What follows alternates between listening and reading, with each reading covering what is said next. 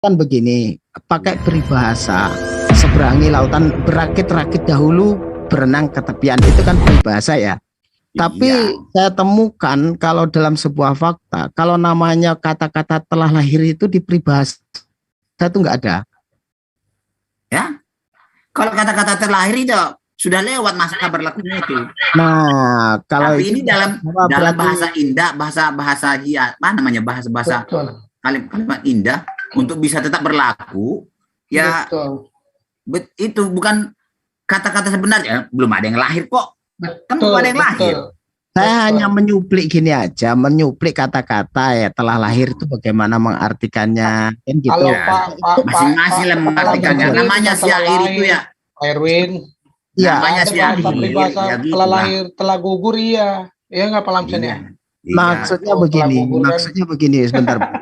Maksudnya begini, saya kan sering menemukan orang mengartikan telah lahir itu kadang-kadang berkata seakan-akan sudah lahir. Itu Iya. udah kita mendengarkan saja. Nah, Nah, pasti tuh. terus saya Namanya bertanya, telah lahir ya sudah pasti udah lewat itu masa masa oh, itu peristiwanya. dalam logika kita memang sudah lewat, namanya telah lahir gitu kan. Kalau Iya, sudah lewat. terus dijawab seakan-akan itu kan terus akal kita itu mau taruh di dengkul gitu kan, rasanya kan gitu Pak Lamsen ya. Terus Itu gini, sudah lah. terus gini, ada ayat itu pena palsu. Terus dijawab kalau pena palsu itu menurut Alkitab, menurut Pak Lamsen itu apa artinya itu Pak Lamsen? Begini kawan, ada berita atau ada hukum lah yang telah ditulis oleh negara atau KHP. Tapi ada orang melakukannya dan dituliskannya di luar hukum itu tidak sesuai, bertentangan dengan hukum itu maksudnya itu. Tapi hukum aslinya tetap. Contohnya begini, jangan membuat patung katanya kan. Terus saya bikin kitab saya di luar itu, saya buat, bolehlah membuat patung sebagai apa? Sebagai sarana untuk berhubungan dengan Tuhan. Padahal di Alkitab kan tidak ada seperti itu. Jadi tulislah itu, lalu dilakukan. Padahal itu sudah melanggar hukum, sudah bertolak belakang dengan ajaran Alkitab. Contohnya begitulah. Kalau buku saya sudah dikotori oleh pena-pena palsu, itu kalau mengartikan Pak Lamsen itu seperti apa? Kalau saya ini membicarakan, kalau saya ini berbicara seperti kalau itu. kamu nggak masalah ya. Tunggu dulu Pak Lamsen. Kalau saya berbicara seperti ini, buku saya sudah dikotori oleh pena palsu. Kalau saya mengatakan seperti itu, Pak Lamsen itu mengatakan seperti apa? Bukumu itu sudah dioret-oret, bukumu itu. Nah, itu berarti tapi sudah dikotori. Ini kan tidak.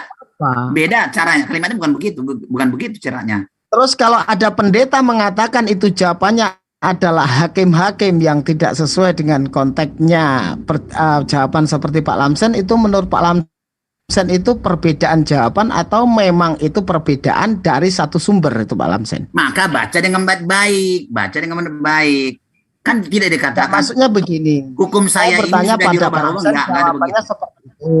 Ya, jawabannya Pak Lamsen. Kamu bisa itu kan terserah kamu. Tapi dalam kitab saya ini kan tidak disebut bahwa Bu Uti udah siap, tolong ditutup dulu bahasanya. Semua. Bu Uti udah siap itu. Kalau saya pengen komandan jangan mau jadi muridnya guru, udah diem aja dulu. Katanya mau nyimak. Gimana sih, brother? Oke. Maunya gini. Mantap. Saya kan begini, ini sebelum itu Uti belum masuk ya. Udah ini deh. Saya berpikir-pikir begini, Junior. Berpikir-pikir begini. Kenapa, ini kalau boleh dibahas nanti, kenapa ya orang Kristen itu tidak pernah ribut dengan Hindu, Buddha, dan segala-galanya. Selalu dengan Islam. Apa sebabnya itu? Itu harus kita pikirkan dulu. Kenapa hanya Islam? Di Kristen tuh banyak menyomot bahasa-bahasa Al-Quran, Pak Lamsen. Oh, jadi orang Kristen yang nyomot ya? Oke, nanti kita bahas ya. Iya, nanti kita bahas. Nah, jadi Ibu Uti sekarang mau bicara ya? Silakan. Silakan, lanjut. Jadi ini perlu kita bahas ini. Kenapa orang Kristen Islam aja yang ribut terus ini? Iya. Oke, lanjut. Oke, silakan. Silakanlah Ibu Uti. Pak Lamsen dekat dengan tiang PLN, nanti kalau terguncang jadi pegangannya agak kencang. Ya, Pak Lamsen ya. Oh iya, jangan-jangan saya mualaf ya. Oke, lanjut. Ibu Uti, mana Ibu Uti? Tar. Tadi udah WA dia, udah selesai saya. Oke. Bang Gideon, sambil nunggu Bu Uti, boleh nggak saya nanya-nanya dikit sama Pak Lamsen? Jangan tanya saya, dari dulu saya katakan jangan tanya saya. Pertanyaanmu, pertanyaan tentang itu harus dari Alkitab. Apa yang diajarkan Alkitab? Kalau kita mengerti, tanya. Itu saya, nggak mau saya menjawab karena saya nggak tahu apa-apa. Ya udah, kalau Pak Lamsen nggak mau ditanya, saya nggak jadi nanya. Iya. Apa yang kamu baca dalam Alkitab, tapi kamu tidak paham maksudnya, baru kita bahas. Kalau kamu tanya saya tidak tahu.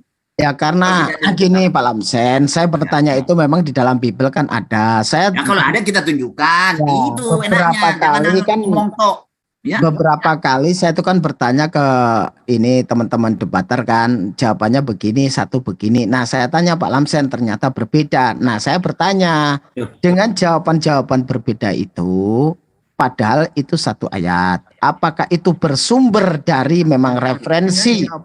Saya tidak menjawab. Yang menjawab itu Alkitab. Iya tahu, saya paham. Pak Lamsen nggak perlu menjelaskan berkali-kali kalau Pak Lamsen itu menjawab. Kamu menilainya. Saya tidak menjawab. Yang menjawab itu Alkitab. Ya paham. Apa-apa. Iya paham. Pak Lamsen kenal sama saya kan, yang kemarin sudah dikasih tahu kalau yang menjawab itu Alkitab gitu kan. Iya. Kalau jawabannya berbeda itu antara menjelaskan Pak Lamsen dengan yang mengatakan Pak Lamsen dengan yang lainnya, itu apakah sebab karena sebuah perbedaan denom atau perbedaan sumber yang menjelaskan atau perbedaan yang lainnya gitu loh maksudnya Pak Lamsen. Akidah sudah menjawab kok, karena mereka menjawab kan itu menurut perkataanmu. Mereka yang menjawab bukan Alkitab. Jadi kan sudah beda. Jawaban manusia dengan menjawab Alkitab kan beda. Jelas lah. Kok karena dia menjawab, bukan Alkitab yang menjawab kan? Ya beda lah.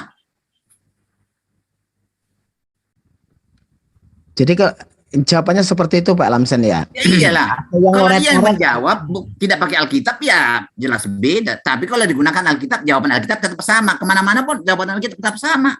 Tapi kalau dia yang menjawab, ya pasti beda, berubah lah itu. Ya jelas lah itu. Pak Lamsen, yang mau saya tanyakan itu yang di Alkitab Pak Lamsen. Iya. Di Alkitab itu kan katanya udah ada terang sebelum ada matahari. Nah itu gimana Pak Lamsen? Itu yang mau saya tanya. Oh katanya. Oh gini kawan. Tuhan kami itu kan maha kuasa. Saya tapi juga tidak tahu. Hah? Tapi mahal lemah. Apanya? Jangan diganggu dulu orang biarkan dulu Bang Jan. kok. Tuhan kami itu tidak sama dengan Allah Subhanahu wa taala. Cahaya itu ada sumbernya. Allah Subhanahu wa taala tidak bisa membuat cahaya tanpa sumber. Tapi Tuhan kami itu tidak sama dengan Allah Subhanahu wa taala cahaya. Itu bedanya. Jadi cahaya itu dari tidak tahu sumbernya dari mana. Alkitab tidak menyebutkan. Dia membuat cahaya, tapi sumbernya tidak ada. Karena bumi ini pun diciptakan dari bahan yang tidak ada. Cahaya pun dibuat dari sumber yang tidak ada. Saya tidak tahu itu bagaimana itu. Selamat pagi Uti. Lucu nih. Kalau nggak tahu saya jelaskan Bang. Pak Lamsen. Pak Lamsen kan bilang tadi ya, Tuhan Pak Lamsen tidak sama dengan Allah Subhanahu wa taala ya, Tuhan kami ya. Sama lah. Beda itu, jauh. Ya, saya juga setuju Pak Lamsen. Iya. Karena kami nggak pernah menjadikan Tuhan itu sebagai manusia, Pak Lamsen. Iya, makanya. Kami juga tidak pernah membuat Tuhan jadi manusia, tidak pernah itu. Atau manusia jadi Tuhan, tidak pernah. Cuma cara dugaan yang salah terhadap kami. Tidak pernah orang Kristen itu membuat manusia jadi Tuhan, tidak pernah ada itu. Kamu aja ngomong seperti itu. Roma 14:9, Kisah Para Rasul 2 nomor 36. Yesus yang kalian salibkan itu telah dijadikan menjadi Tuhan. Ada dalilnya kok, gimana sih? Itu kan mengenakan sifat kemanusiaan. Kita baca dari awalnya apa, dari kenapa ayat itu disebut seperti itu. Terus mengenai itu tadi Pak Lamsen, yang terang itu tadi kan matahari belum ada tapi udah ada terang. Terus, iya. Buat apa Tuhan menciptakan matahari Pak Lamsen kalau memang sudah ada terang? Kita mengatakan supaya ada pengukuran waktu pagi, siang, malam menjadi ukuran waktu. Bang, kan ada cerita di situ. Ada dari Erni nih Bang, katanya Erni boleh masuk nggak sama ikut sama Bu Uti katanya. Silakan. Oke. Jadi sudah jelaskan bahwa Allah Subhanahu wa taala itu kan tidak bisa membuat cahaya tanpa sumber, tidak bisa menciptakan sesuatu tanpa ada bahan. Di mana ayatnya itu, Lamsen? Ya nggak tahu. Lamsen, ayatnya Allah tidak bisa menciptakan. Saya menilai dari perkataan-perkataan yang bertanya itu. Makanya bilang tidak sama dengan Allah Subhanahu wa taala. Iya, saya tidak bilang ada ayatnya. Karena dia berkata, bagaimana itu ada cahaya tanpa ada matahari? Nah, bagaimana ada bumi tanpa ada bahan? Kan begitu. Jadi sekarang Pak Lamsen diam dulu biar dijelaskan supaya Pak Lamsen mendapatkan ilmu bagaimana. Dia kan bertanya dia menanya saya, bagaimana ada cahaya tanpa ada matahari, kan begitu pertanyaannya. Itulah kitab Anda. Itulah menceritakan sesuatu yang tidak masuk akal. Makanya kalau nggak masuk akal Juma jangan digunakan. Makanya jangan pakai ajarkan Alkitab kami. Bukan digunakan untuk kebenaran, ini digunakan untuk menyadarkan Pak Lamsen. Iya. Bagaimana? Firman Tuhan kok lucu. Tapi caramu itu salah. Selalu Bapak yang salah. Kata Ibu nggak bisa menciptakan. Ya salah lah. Sudah jelas-jelas Al-Quran dengan Alkitab itu bertolak belakang. Arahnya beda. Kalau bertolak belakang, kenapa namanya diambil, Pak? Kenapa enggak sebut aja Biblos? Kenapa harus nyuri kata Alkitab? Oh, itu kan namanya doang, bukan ajarannya. Ajarannya namanya doang. Jangan berpikir picik, Gurunda. Kalau berpikir mau enggak kalau misalnya ada anjing saya namai Lamsen, mau enggak? Jadi Alkitab itu kan sudah bahasa Indonesia yang tadinya berasal dari bahasa Arab. Ya. Buku itu ditulis hanya penyelidikan orang nggak jelas disebut Alkitab. Itu kan hanya di Indonesia, bukan di udah. Mana yang mau dialog? Batak, dengar dulu Juma. Orang Batak mengatakan Alkitab kami ini bukan Alkitab, Bible. Nah, udah, gunakan aja itu. Ini karena bahasa Indonesia, bukan karena Al-Quran, bukan. Alkitab itu bukan bahasa Indonesia, Pak. Inilah bahasa Indonesia yang berasal. Inilah bahasa Indonesia. Inilah bahasa Indonesia yang berasal dari bahasa Indonesianya buku. Inilah bahasa Indonesia yang berasal dari bahasa Arab. Karena bahasa Indonesia adalah bahasa Melayu ditambah bahasa asing. Alah, akal-akalan aja. Lawang kitab Anda tiap tahun direvisi, kenapa enggak direvisi namanya? Ya. Jadi kamu itu tidak mengerti. Oke, Bang, ini mau masuk tuh, Bang. Kamu tidak mengerti, Juma, guru. Iya, anak terus yang bungsu. Jadi kan gini, kalau berbicara dengan Pak Lamsen, katanya gini konteksnya, Islam disuruh bertanya kepada bahasa Indonesia adalah bahasa Melayu. Pak Lamsen. Bahasa Melayu ditambah bahasa asing. Gitu Pak Lamsen, ada tamu saya bentar lagi tuh, Pak Lamsen. Tidak pakai Alkitab karena bahasa Batak. Ya. Komandan, ada tamu saya buat Mbak Herni. Diem dulu, silent dulu. Saya habis udah silakan. Janjian sama beliau. Saya juga keluar enggak apa-apa, ya. Jangan sini keluar. Aja dulu. Sini biar nanti 3 lawan 1. Saya sudah balik. Ya udah, pokoknya 3 lawan 1, 3-3-nya diajarin sama Bang Juma biar lurus. Oke. Nih datang bayar. Ada bayar nih. Ini feedback itu, Putih itu. Iya, ini saya. Tunggu dia mau masuk ini bayar nih. Saya udah ini nih manggil dia guru dosen. Makanya dia mau masuk. Di sini ada Dinda saya, Ustadz Dedi Aslandi. Beliau yang akan menjamu tamu kita. Masya Allah. Bang Dedi, saya tak ngerebus airnya. Bang Dedi siapkan nanti kopinya ya. Siap. Sama gulanya berarti ya. Tak siapkan semuanya. Bang Dedi siap maju aja. Dinda Kores monitor. Kores. Bang Kores sekarang muncul sekarang. Ya, Gurunda masuk. Kamu nggak kangen sama aku? Wah, nah, ini dia, Bang. Gurunda terakhir ketemu 2001 kita. Itu dia. Mana aja Gurunda? Oh, iya, situ yang dicari, dibahas di mana-mana. Kores kemana? Selamat pagi, Mbak Herni. Bang, bayar nih, Bang. Iya, ini aku ada standby udah. Gurunda 3 hari nggak standby ya? Saya lagi di gunung berarti ya? Masjid, iya. Bang Kores, Bang Kores. Oh, alhamdulillah. Selamat pagi. Semoga lancar Bu terus. dosen. Bu dosen, pagi. Bang Kores. Bang Kores. Ada Bu dosen tuh, temennya tuh. Panggil ini Zion, panggil Mbak Herni, panggil si cantik gitu. Ada manggil saya? Oh iya. Coba. Coba. Bu dosen yang cantik. Nah itu gitu. udah naik. Pasti ngomong kalau dipanggil cantik. Oh, Bang, dia manis, Bang. Sebenarnya. Iya, orang ini memang cantik kok sebenarnya. Kalau dipikir, saya nggak ada yang mikir. Bercanda Mbak Herni. Semangat siang Mbak Herni, sampai jumpa ketemu lagi di sini. Kayak mana bahasanya kalau ngomong sama lawan jenis? Sion. Good morning, honey. Weh. Semangat pagi. Selamat pagi semuanya ya. Pagi ya. Suaranya itu loh. Nggak usah digombal ya. Masih kayak dulu suaranya merdu. Aduh. Sepsi. Nggak ada uang kecil, yang ada cuma uang besar. Oke. Mantap. Iya. Oke, selamat bergabung Mbak Herni. Semoga betah di sini. Kita dialog santai aja. Ada Bu Uti soalnya. Bu Herni masih bikin kue. Kalau Bu Uti, oke, itu pakar ya. Kalau aku sih enggak ya. Aku orangnya bukan apologet sebenarnya. Jadi sebenarnya aku tidak terlalu bisa ya untuk berapologet sebenarnya. Kalau Assalamualaikum. Pak Lamsen, nah itu jago-jagonya nih. Biar aku ikut aja ya. Aku dengar-dengar ini kan untuk pertama kali aku gabung di sini. Aku dengar-dengar aja ya. Ya. Bu Herni bikin kue aja, ditungguin. Bantu dikit nggak apa-apa Mbak Herni. Bantu dikit mereka. 3 jadi 3-1 kira-kira mereka ini baru Mbak Herni nanti yang masuk ikut juga. Yon.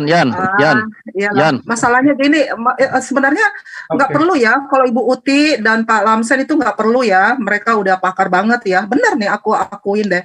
Pokoknya gini aja, aku dengar aja dulu. Nanti lain kali kasih ini dulu, kasih topiknya aja dulu. Ini kan aku nggak tahu topiknya apa. Siap, Mbak Herni. Baru aku bisa ngomong ya. Ini aku dengar aja, aku nggak mau nggak mau menimpali pakar-pakar yang aku udah hargai itu ya, aku respect ya. Jadi lanjut aja. Mantap. Pakarnya siapa pakarnya? Itu Putih sama ini Pak Lamsen. Pakar itu cakar. Mereka berdua ini memang pakar betul. Iya, kan diakuin juga, aku akui juga. Saya bukan pakar, Mbak, bukan pakar. Apa dong?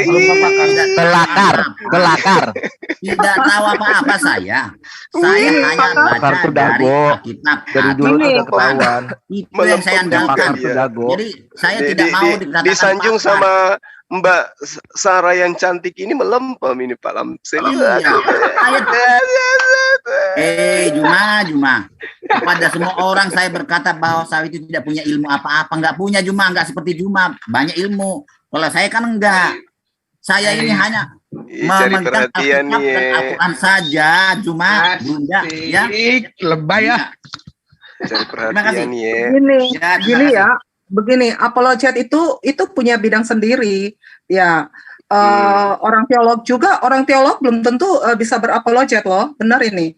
Seorang pengajar belum tentu bisa berapologet, makanya coba kalian ajak pendeta masuk, belum tentu mereka mau, karena itu punya ilmu sendiri, apologet itu punya ilmu sendiri. Tidak, kalau dalam perkuliahan itu memang ada materi untuk apologet, tetapi itu teknik ya, itu keahlian juga sih. Jadi setuju. Komentator nggak perlu harus jadi pemain yang handal gitu ya, Mbak ya. Yang aku heran Bu Herni. Komentator dengan apologet berbeda ya, nggak mutlak harus sama. Siap. Ya. Yang aku heran ini Bu Herni, kita sebagai orang-orang agama yang mengklaim dulu pertamanya, pembuktiannya nanti ketika dialog, mengklaim mengikuti Yesus ini, kok pada menikah ya Bu Herni ya? Kan Yesus tidak mencontohkan menikah. Oke. Jawab ya sedikit ya. Emang misi Yesus ke dunia ini memang untuk menikah. Saya tanya kamu, misinya Yesus ke dunia untuk menikah, itu yang pertama harus dipahami dulu, apa misinya?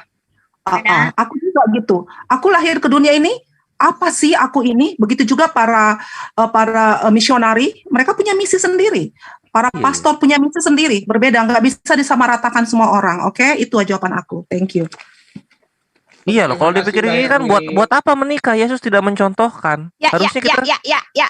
Gimana, kita mulai nggak nih? Ini udah mulai. Itu topik pembukanya aja. Nanti Gurunda lanjut ya.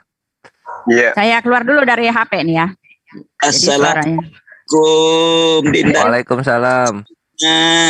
Waalaikumsalam warahmatullahi wabarakatuh. Salam sehat semuanya, utamanya Dindaku, Ustaz Bang Dinda. Iya Kanda. Aku nyimak aja, silakan. Itu. Siap. Ini Bu Herni, jadi hubungannya apa ketika semua punya misi sendiri? Kan semuanya juga nggak disuruh menikah gitu. Kok menikah? Sekarang aku mau tanya kamu. Enggak, panggil aja aku Sarah ya. Erni itu sebenarnya nama kembaran aku. Aku kembar. Oke. Thank you. Jadi bukan gini, yang lagi viral itu Sarah itu ya? Bukan, beda. Iya. Tadinya aku ya kayaknya yang itu, Gurunda. Terserah mau menanggapi yang mana, terserah ya. Aku nggak mau bantah. Jadi gini, kamu dengan Muhammad sama misinya enggak? Aku tanya Nabi dulu, kamu dan Muhammad punya misi sama enggak?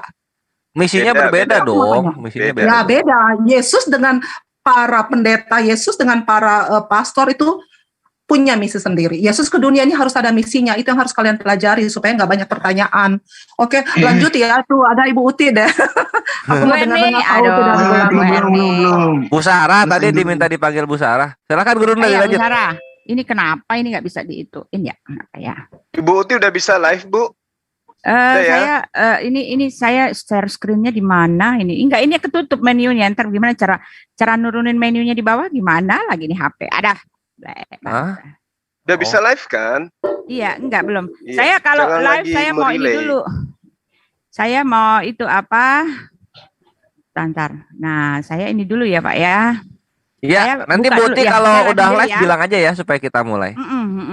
Saya ini dulu ya, nanti saya masuk tinggal saya itu ya. Iya. Oke. Ya. Jadi Bu Sarah lanjut dulu aja sambil nungguin Buti. Atau Pak Lamsin juga kalau mau masuklah silahkan. Tapi gini ya, ntar kalau ada telepon masuk aku pergi dulu ya. Ini sampai jam berapa ya? Nanti aku sambung lagi sampai ketemu pagi Mbak Sarah. Oke. Ya, salam kebenaran, nyatakan kebenaran baik atau tidak baik waktunya. Tolong saya di-mute di sana, Ya, siap, lanjut Buti, udah di-mute. Pak Lamsen, saya lihat dari sini lagi nyisir pakai minyak rambut. Gitu Mbak Sarah masuk. Dia habis nyisir Bang. Pak Lamsen tadi mau masuk aja nyisir dulu ya komandan. Komandan saya itu Bang, Pak Lurah itu. Pak Lamsen kalau udah nyisir semakin tambah muda ya Bang Juma ya. Habis nyisir dia. Memang dasarnya cakep kok Pak Lamsen. Dia pernah di Makassar.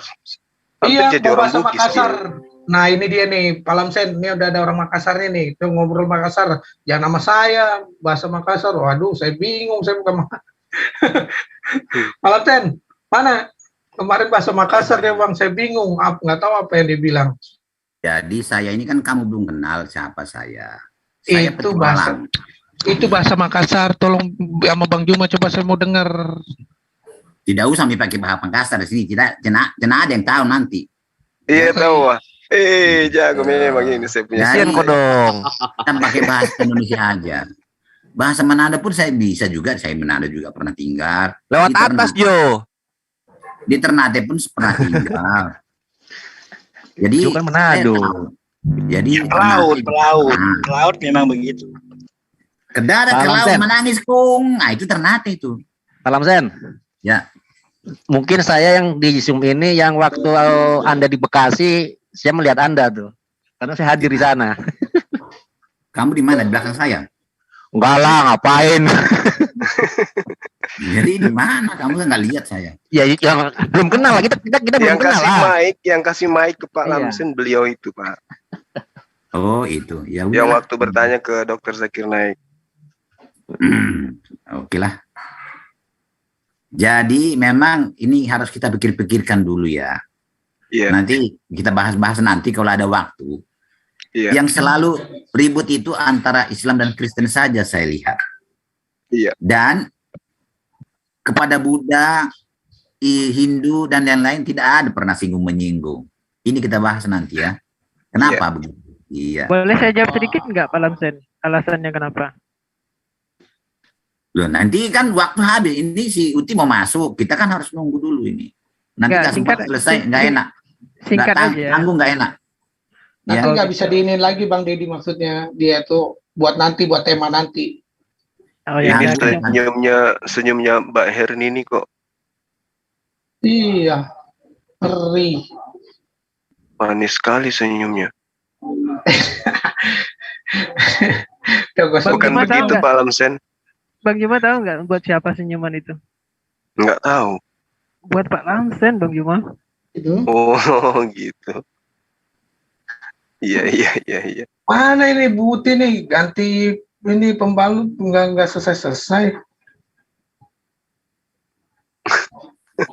Dia Buti mau bahas tema apa rupanya? Apa ya? Kemarin dia bilang lupa, saya ntar dulu saya lihat di WA-nya. Tunggu, panjang banget sih dia ngechatnya. Waduh, Pak Nai Bahu malah ngajakin main catur lagi. Apa tema yang mau dibawa? Pak Lamsen. Tunggu, saya lihat Pak. Ini saya lihat Bang ininya apa chatnya dia. Panjang soalnya dia ngechatnya dari kemarin. Nunggu abang nggak datang katanya, lama amat katanya. Saya bilang lagi berdiskusi sama Yesus sama Paulus di langit nanti dulu. Ada aja. Waalaikumsalam. Boleh saya ngomong dengan Pak Lamsen ya, lama saya nggak bicara dengan Pak. Pak Dani, silakan Pak. Halo Pak Lamsen, selamat pagi Pak Lamsen. Selamat pagi Pak Dani. Wah, dia belum ngasih tema Bang. Mana udah hilang Pak Dani lagi?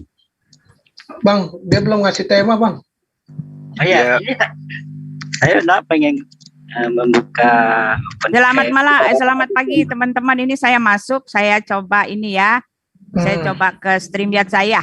Kalau di StreamYard caranya gimana teman-teman? Tadi saya udah buka pembukaan ya. Nah, saya coba masuk. Saya ke ini ya. Saya ke StreamYard. Nah, saya share ya Pak ya. Ajarin saya dong kalau lewat StreamYard. Dinda Kores. Biasanya pakai StreamYard saya pakai ini Bu, pakai apa?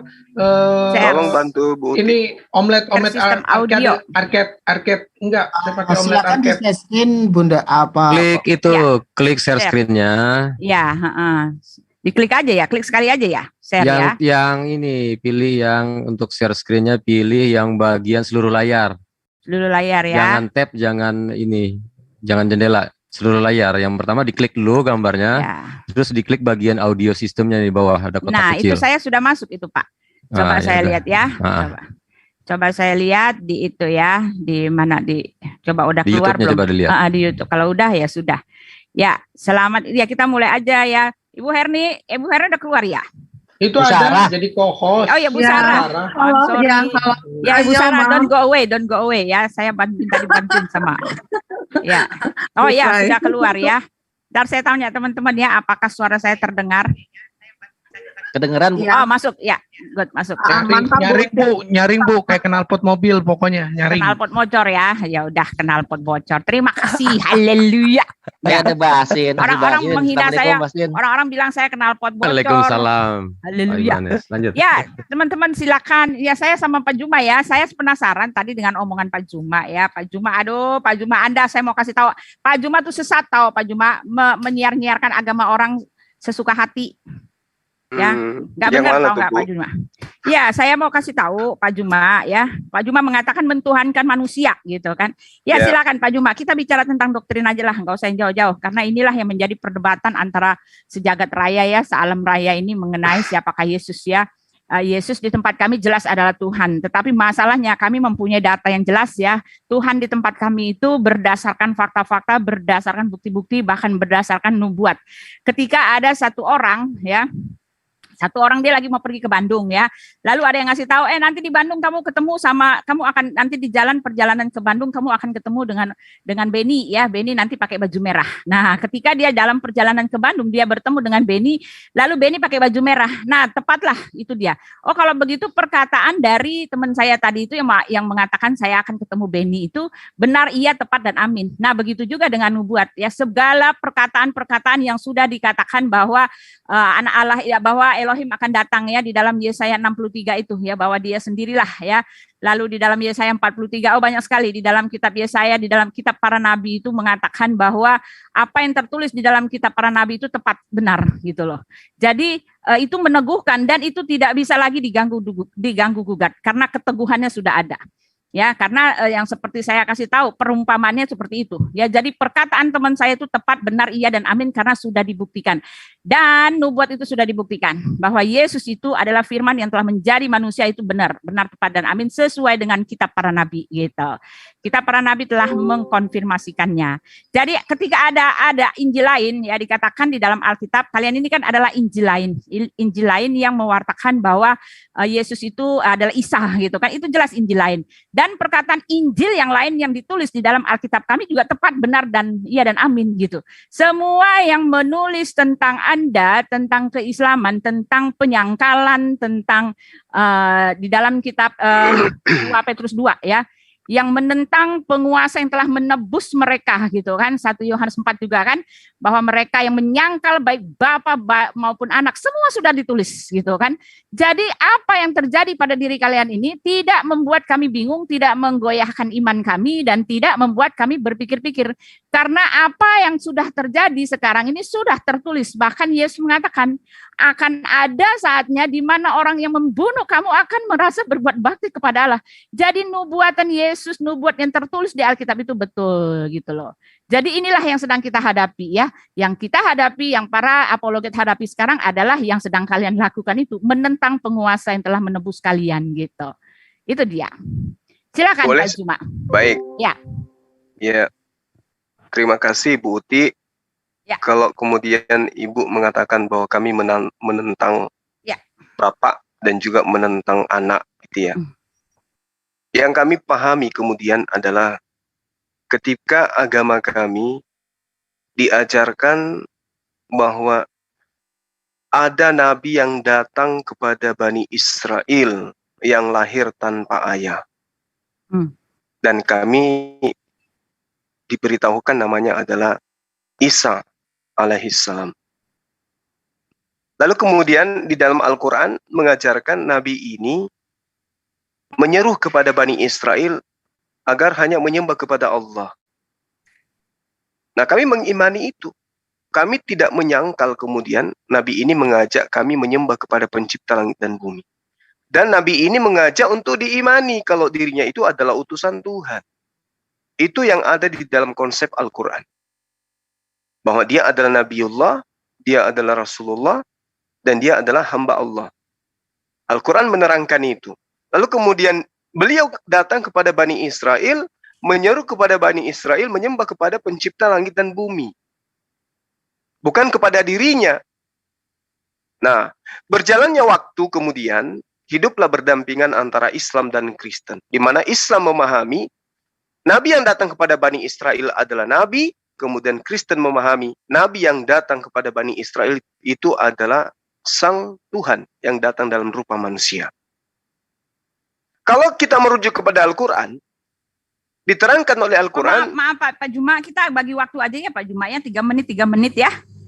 Ya, supaya lihat di live itu aja, di live saya ada live-nya 3 menit. Tolong ada itunya dong. Kalau enggak kita bisa ada yang lama, ada yang sebentar gitu ya, 3 menit ya Pak ya. Ya. Oke. Bapak di 14 ya, live 14 berhenti. Itu ada di live-nya saya lihat ya. Ya, jadi ketika kemudian di dalam Islam diajarkan, finalnya beliau ini adalah nabi, beliau ini adalah hamba Allah. Lalu kemudian apa yang dituangkan di dalam Al-Quran tentang beliau tidak sama sekali bertentangan dengan iman kami umat Islam, maka itu udah selesai, udah final. Nah, yang bermasalah kemudian itu di kubu Kristen, di mana nabi ini mengajarkan kepada sesamanya Bani Israel bahwa dia adalah utusan Tuhan, dia adalah anak manusia. Di dalam, misalnya di dalam Matius diajarkan, beliau mengajarkan 30 kali sebagai anak manusia. Di Markus 14 kali, di Lukas 27 kali, 14 kali, kemudian di Yohanes diajarkan kalau dia itu adalah anak manusia. Tetapi kemudian ada konsep iman yang bertentangan dengan itu. Ia mengatakan Yesus itu adalah Tuhan itu sendiri. Nah, itu satu poin. Poin kedua dari saya, dikatakan di dalam Yohanes 14 nomor 26. Penghibur yang datang setelahku, yang datang atas nama Bapa, itu dia yang mengajarkan segala sesuatu kepadamu dan akan mengingatkan kamu akan semua yang telah kukatakan kepadamu. Nah, ini yang menjadi indikasi kemudian manakah Roh Kudus yang datang mengajarkan perkataan-perkataan Yesus yang pernah Yesus ajarkan kepada bangsa Israel. Sekira begitu sementara Bu Uti. Silakan. Ya, jadi inilah ya, apa yang tertulis kan saya tadi udah bilang, apa yang tertulis di dalam Alkitab mengenai kalian, bahkan seluk-beluk, bahkan sepak terjangnya sudah tertulis, bahkan dikatakan di dalam kitab Wahyu itu kalian ini adalah pasukan hijau kuning, gitu kan, ada semuanya tertulis. Dan yang Pak Juma omongin tadi, yang barusan ini Pak Juma omong itu justru mempertegas pernyataan saya bahwa apa yang saya katakan ini adalah benar, ya. Pak Juma mengatakan bahwa di kitabnya Pak Juma mengatakan Isa bukan Tuhan, Yesus bukan Tuhan, ya kan? Finalnya apa yang diajarkan ke Yesus bertentangan. Nah, ini dia contoh dari apa yang dikatakan menentang Allah satu-satunya adalah penguasa yang telah menebus Pak Juma. Jadi apa yang telah tertulis di dalam kitab kami itu betul. Ya, Pak Juma sedang meneguhkan pernyataan saya, gitu kan. Bahkan Pak Juma mengatakan bahwa Isa sendiri mengajak untuk mengimani Allah, gitu kan, mengimani Tuhan. Nah, ini juga salah satu dari penentangan, gitu kan. Bahkan nama Yesus pun dirubah menjadi Isa, dan Alkitab telah menyatakan ini adalah Injil yang lain, ya. Bahkan dikatakan terkutuklah dia ketika menambahkan, ya, Injil yang lain itu ditambahkan atau dikurangi. Bahkan Alkitab dengan jelas mengatakan, gitu kan, siapa kalian, gitu.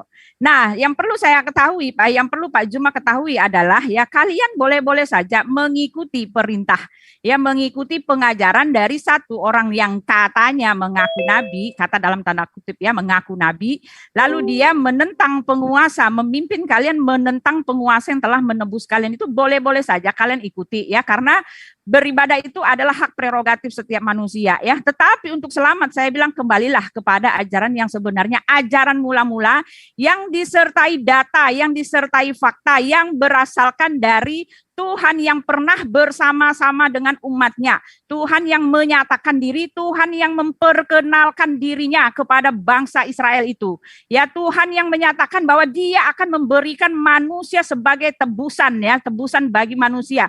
Tuhan yang menyatakan bahwa anak Allah itu akan datang, gitu kan. Akan datang dan dia sendirilah yang menebus, gitu kan, di dalam Yesaya 63, banyak sekali, gitu ya. Lalu dikatakan di dalam Mika juga yang permulaannya sejak dahulu kala, sejak dulu kala, gitu. Dan itu semuanya betul, sama seperti yang saya umpamakan tadi ketika dikatakan nanti kamu akan ketemu dia, dan saya percaya, dan keteguhan itu sudah, ya, nubuat itu sudah diteguhkan dengan peristiwa kebenaran dari nubuat itu sudah digenapi 100%, gitu. Lalu Pak Juma mengatakan, oh, ada berapa ayat yang mengatakan Yesus sendiri mengaku anak manusia. Pak Juma hanya mengambil ayat-ayat semua yang Bapak Juma mau saja, tetapi menolak semua fakta, bahkan isi Alkitab yang mempertontonkan ketuhanan dari anak manusia itu. Sekarang pertanyaan saya, anak manusia mana yang memiliki kerajaan sorga? Anak manusia mana yang memiliki malaikat-malaikat? Anak manusia mana yang berkuasa mengampuni dosa? Dikatakan di situ, ya. Anak manusia mana yang memiliki tahta, dikatakan, ya, nih saya baca, ya. Anak manusia mana yang akan datang dalam kemuliaan Bapaknya, artinya dalam kekuasaan, kekudusan, dan bahkan kepraweritasan Tuhan itu sendiri, di dalam Matius 16 ayat 27. Anak manusia mana yang bersemayam di tahtanya yang maha suci, maha kudus, maha tinggi, maha agung itu. Matius 19 ayat 28, silakan buka. Ya, anak manusia mana yang jelas dikatakan, Alkitab bahkan beberapa kali menyatakan dia akan duduk di sebelah kanan Allah Bapa. Kanan itu artinya artinya kekuasaan, kemuliaan, kejayaan, sebagai kekuasaan Tuhan, dia yang pemegangnya. Ini dia, Bapak Juma pura-pura nggak tahu kalau yang kayak gini, gitu kan. Inilah yang dimaksud anak manusia. Jadi jelas artinya anak manusia di sini kan jelas sudah dikatakan di dalam Yohanes 1 gitu kan, bahwa dia anak manusia itu adalah firman yang telah datang menjadi manusia. Makanya itu hanya sekedar gelar gitu loh. Bukan dalam ketidakmampuannya ke dalam kemanusiaan 100%. Enggak, anak manusia itu adalah gelar. Anak manusia yang kepadanya Yesus mengatakan dia akan datang di awan-awan di dalam Yohanes 24 ya. Dia akan datang lengkap dengan malaikat-malaikatnya. Saya akan bacakan setelah ini udah ya. Akan bacakan lengkap dengan malaikat-malaikatnya, dan dia akan menyuruh ke malaikatnya kepada keempat penjuru bumi ya. Saya akan bacakan ya. Segera sesudah siksaan pada masa itu, matahari akan menjadi gelap dan bulan tidak bercahaya, ya kan? Dan bintang-bintang akan berjatuhan dari langit dan kuasa-kuasa langit akan goncang. Pada waktu itu akan tampak tanda anak manusia, ya kan, di langit. Dan semua bangsa di bumi akan meratap, dan mereka akan melihat anak manusia itu datang di atas awan-awan di langit dengan segala kekuasaan dan kemuliaannya.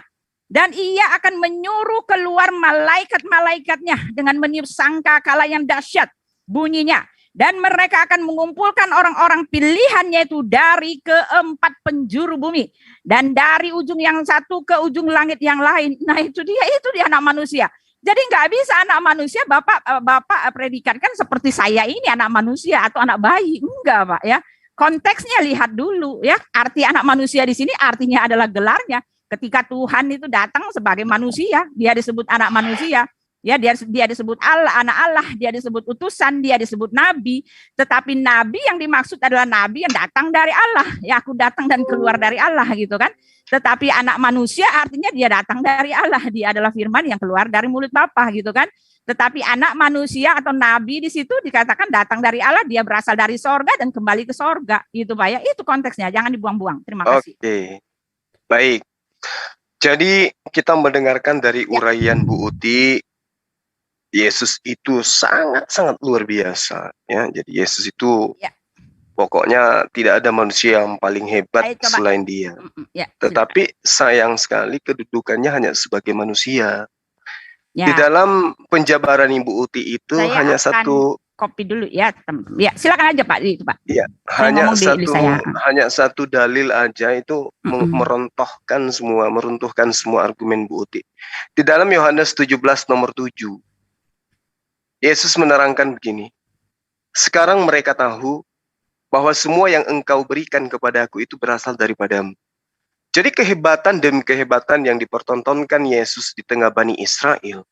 Oleh Bani Israel yang percaya Yesus sebagai utusan Tuhan, itu tahu bahwa semua itu adalah pemberian Tuhan yang terjadi terhadap diri Yesus.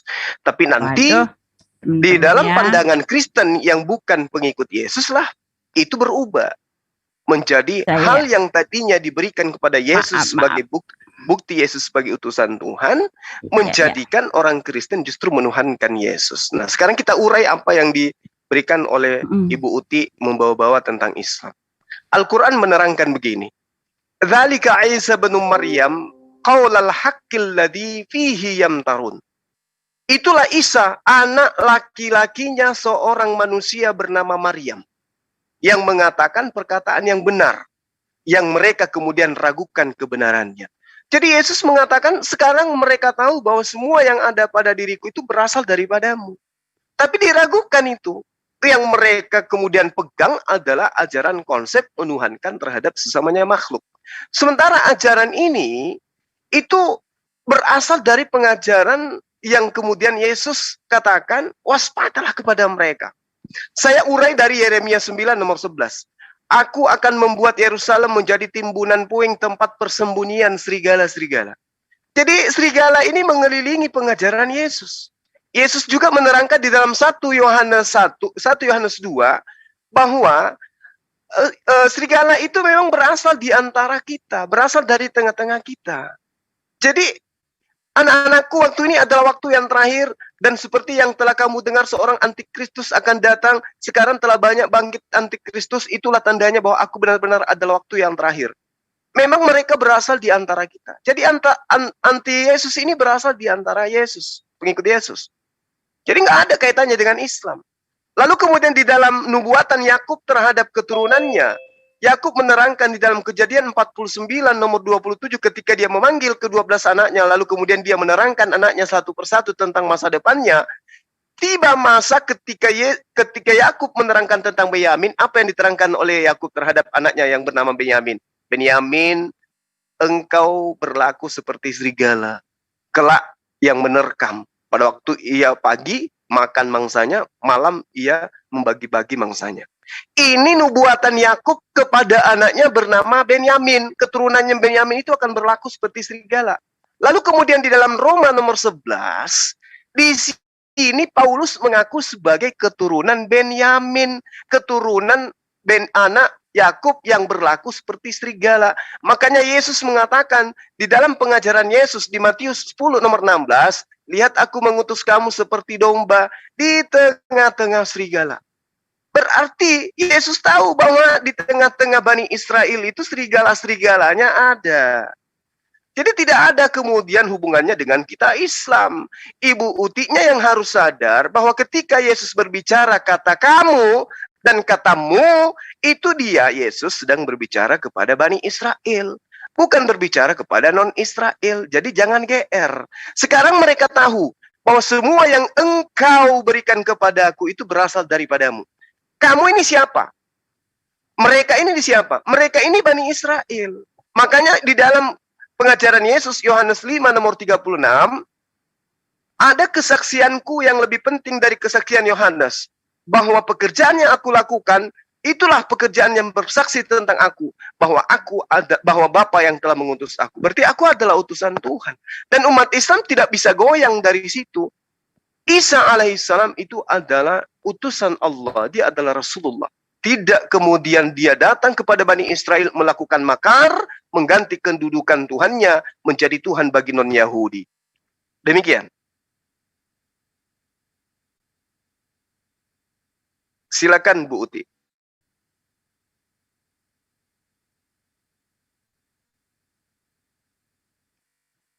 Bu Uti, silakan Bu. Buti udah dibuka mic-nya, udah dikasih masuk tuh Bu. Buti terguncang. Buti, ini akibat kalau nggak izin kepada ibunya untuk menuhankan anaknya. Enggak, tadi beliau sempat terpental Bang.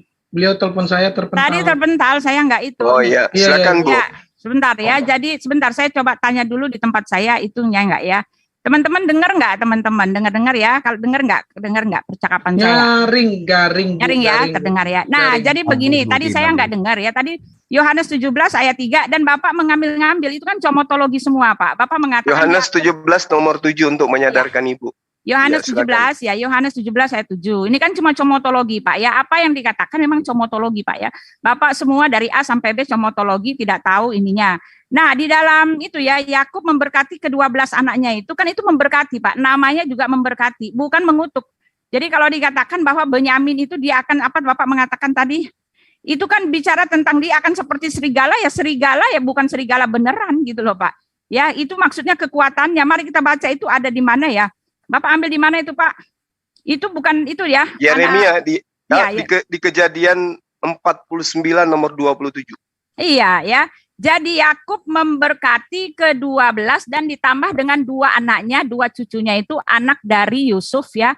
Siapa namanya? Aduh lupa saya ya. Anak dari Yusuf itu. Jadi 14 itu diberkati oleh Yakub dan masing-masing mereka mendapatkan berkat yang luar biasa. Adapun yang dikatakan kamu akan seperti singa, itu kan artinya di dalam adjektif, Pak, kata sifat yang artinya orang jiwa patriotismenya. Ingat loh, ini dalam konteks memberkati.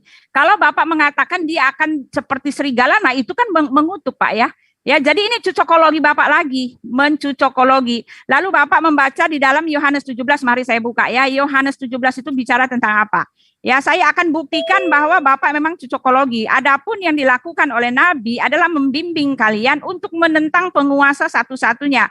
Ya, bahkan di dalam Al-Maidah jelas dikatakan ya, telah kafirlah orang yang mengatakan Isa adalah Tuhan. Nah, ini titik poinnya. Ini dia sentralisasi dari pengajaran yang diajarkan kepada Pak Juma. Telah kafirlah orang yang mengatakan Isa adalah Tuhan, sebab Isa sendiri mengatakan Tuhan itu Allah kita, Tuhan itu Esa. Padahal nggak ada Yesus mengatakan Tuhan itu Allah kita, Tuhan itu Esa, nggak ada ya. Yesus tidak pernah berkata begitu. Itu perkataan Nabi Musa gitu kan. Nah, dalil yang digunakan untuk menentang penguasa satu-satunya itu juga dalilnya salah gitu ya kan. Lalu comot-comot ayat yang Bapak lakukan ini juga comot-comot ayat yang mengatakan bahwa Yesus keturunan Benyamin karena Benyamin diberkati seperti serigala. Nah, ini kan juga comotologi gitu kan. Nah, sekarang di dalam Yohanes 17 saya akan bacakan ya. Di sini dikatakan, sekarang mereka tahu bahwa semua yang engkau berikan kepadaku itu berasal daripadamu. Nah, betul sekali. Nah, kita baca di atas ya. Demikianlah kata Yesus, lalu ia menengadah ke langit dan berkata, Bapa, telah tiba saatnya, permuliakanlah anakmu. Nah, itu kan. Yesus menerima kuasa dari Bapanya supaya anakmu itu mempermuliakan engkau. Sama seperti engkau telah memberikan kuasa kepadanya, kepada Yesus ya. Memberikan kepadanya kuasa atas segala yang hidup. Nah, ini kan gila nih kan. Anak manusia itu mempunyai kuasa atas segala yang hidup yang dia terima dari Bapanya. Tetapi Bapanya itu di mana? Mari kita lihat ya. Kita lihat di dalam ayat yang kelima. Oleh sebab itu ya Bapa, permuliakanlah aku padamu sendiri. Nah, itu dia. Aku padamu sendiri. Coba renungkan kalimat ini. Aku tetapi ada pada Bapa itu. Permuliakanlah aku sendiri padamu dengan kemuliaan yang kumiliki. Nah, itu dia. Dia memiliki kemuliaan. Lalu jelas dikatakan di hadiratmu. Hadir itu kan, hadirat itu berasal dari kata dasarnya adalah hadir. Hadir itu bahasa Inggrisnya present, keberadaan, ada gitu loh. Dalam keberadaan. Jadi permuliakanlah aku sendiri padamu dengan kemuliaan yang kumiliki dalam keberadaanmu sebelum aku datang sebagai utusan. Nah, itu dia.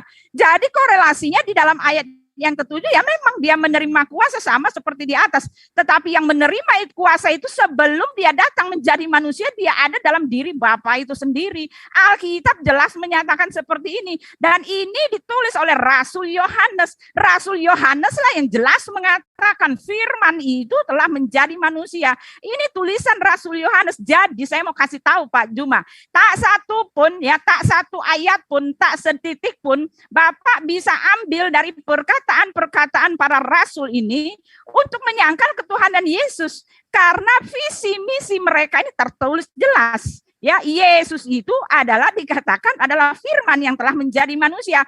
Dan di ayat 17 ini Yohanes juga menyatakan sebelum dia datang menjadi utusan, dia itu ada dalam keberadaannya, dalam diri Bapa itu sendiri, firmannya Bapa gitu loh Pak ya.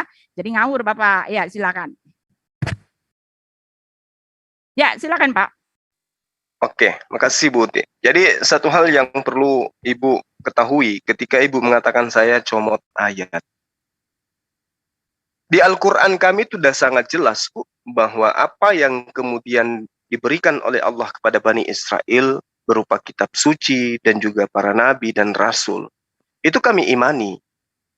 Nah, saya tidak comot ayat, saya sedang menunjukkan bukti. Kalau Ibu menginginkan saya tunjukkan satu Bible, itu sampai 2 bulan baru selesai. Nah, yang perlu dipahami di sini adalah Al-Quran itu independen di dalam menjelaskan tentang keadaan umat terdahulu dan sekarang. Lalu kemudian kitab Anda, ini yang harus Ibu sadari. Antara kitabnya Bani Israel dan kitabnya Kristen, itu jaraknya kurang lebih 1700 tahun lamanya. Antara kitab Taurat dengan kitab tulisan-tulisan yang di kanon kemudian. Lalu, kalau antara pengajaran Kristen yang adalah Anda katakan saya Siapa? Suara siapa hilang? Bang Juma. Hilang suara saya? Enggak. No, I can hear. Enggak, saya dengar. Oke. Saya dengar. Antara apa yang saya terangkan dengan apa yang ada di dalam kitab saya, itu berkesesuaian. Contoh, Yesus tidak dapat berbuat apa-apa dari dirinya sendiri. Di dalam Al-Quran diterangkan itu. Ada datanya. Dia hanya sosok nabi yang berkata tidak seenak perutnya, tapi berkata sesuai dengan apa yang diperintahkan oleh Allah. Nah, itu juga saya tunjukkan dalilnya di dalam kitab Anda. Lalu kemudian ketika Anda mengatakan Yesus adalah Tuhan yang Maha Esa, Yesus adalah Tuhan yang Maha Kuasa, Dia dan perkasa dan seterusnya. Anda menggunakan data dari mana? Dari kitab agama lain yang telah tertulis 1700 tahun silam. Anda comot, lalu kemudian Anda jadikan nubuatan. Siapa yang melakukan itu? Ahli kitab. Mengambil kitab terdahulu, mencomot data-data di kitab terdahulu, mencocokkan kemudian dengan sosok Yesus, lalu dijajakan kepada penikmat ajaran penyembah terhadap dewa-dewa yang nusul menjadi manusia. Makanya laku. Ajaran itu laku. Tapi tidak dijajakan kepada ahli kitab. Kenapa tidak dijajakan ke ahli kitab? Karena konsep yang dijajakan ahli kitab kepada non-Yahudi yang bukan ahli kitab adalah konsep penebusan.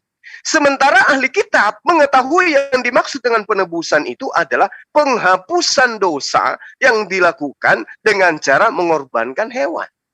Kalaupun ada penebus dalam rupa manusia, penebusan itu tetap saja sebagai pahlawan, tidak melebihi kapasitasnya dia sebagai manusia. Contoh, di dalam kitab Rut nomor 3, ya, di bab 3 nomor 12 sampai nomor 13. Maka sekarang memang aku seorang kaum yang wajib menebus, tetapi walaupun demikian masih ada lagi seorang penebus yang lebih dekat daripadaku. Tinggallah di sini malam ini dan besok pagi, jika ia mau menebus engkau, baik, biarlah ia menebus engkau. Tetapi ia tidak suka menebus engkau, maka akulah yang akan menebus engkau. Demi Tuhan yang hidup, berbaring sajalah hidup sampai pagi, tidur sampai pagi. Jadi orang Yahudi yang punya kitab nggak butuh penebusan dengan cara membunuh manusia di atas tiang salib, nggak butuh. Karena mereka juga punya penebus sendiri. Makanya saya katakan, apa yang ibu jajakan cocok untuk non-Yahudi, tapi tidak cocok untuk pengikut Yesus. Karena pengikut Yesus itu adalah orang yang taat kepada hukum Tuhan. Sementara mereka mendapatkan pesan dari pengajaran Tuhan mereka. Yehezkiel 18 nomor 9. Hidup menurut ketetapanku, tetap mengikuti peraturanku, berlaku setia, itulah orang yang sabar, dan ia pasti memperoleh hidup. Demikian firman Tuhan. Orang Yahudi taat dengan perintah ini. Yehezkiel 20 nomor 19. Akulah Tuhan Allahmu, hiduplah menurut ketetapan-ketetapanku, dan lakukanlah peraturanku dengan setia. Orang Yahudi setia terhadap ketetapan Tuhannya, enggak mengganti Tuhannya dengan manusia bernama Yesus. Lalu kemudian Ulangan 11 nomor 1. Haruslah engkau mengasihi Tuhan Allahmu dan melakukan segala dengan setia kewajibanmu terhadap Dia, dengan senantiasa berpegang pada segala ketetapannya, peraturannya, dan perintahnya. Tersimpan di manakah ketetapan, peraturan, dan perintah Tuhan? Tersimpan di dalam hukum Taurat, bukan di dalam pengajaran perjanjian baru. Kitab yang baru dibuat belakangan, bukan. Makanya orang Yahudi itu tidak menjadi Kristen. Orang Yahudi yang taat kepada kitab terdahulu tetap saja hidup di dalam ketetapan Tuhan. Lalu Yesus ketika datang sebagai orang Yahudi kepada orang Yahudi, apa yang dikatakan? Matius 19 nomor 17. Apakah sebab engkau bertanya kepada aku tentang yang baik? Hanya satu yang baik. Tetapi jikalau engkau ingin masuk ke dalam hidup, turutilah segala perintah Allah. Nah, adakah perintah Allah untuk menjadikan Yesus sebagai Tuhan? Sembahan? Tidak ada. Jadi orang yang menuhankan Yesus itu adalah orang yang menjadi korban pengajaran dari ahli kitab yang diajarkan kepada non-Yahudi. Silakan. Ya, saya akan selesai. Ya, kelihatan sekali memang Pak Juma. Saya mau tunjukkan Pak Juma comot-comot ayat. Ya, Bapak mengatakan bahwa tadi di pertama mengatakan bahwa Allah mengutus rasul-rasul ya, tetapi itu bertentangan ya, banyak sekali pertentangan. Di dalam itu dikatakan bahwa Allah tidak mengutus rasul-rasul sebelumnya, tidak ada Pak. Dia tidak pernah mengutus rasul-rasul sebelumnya. Lalu dikatakan dia mengutus rasul-rasul ya.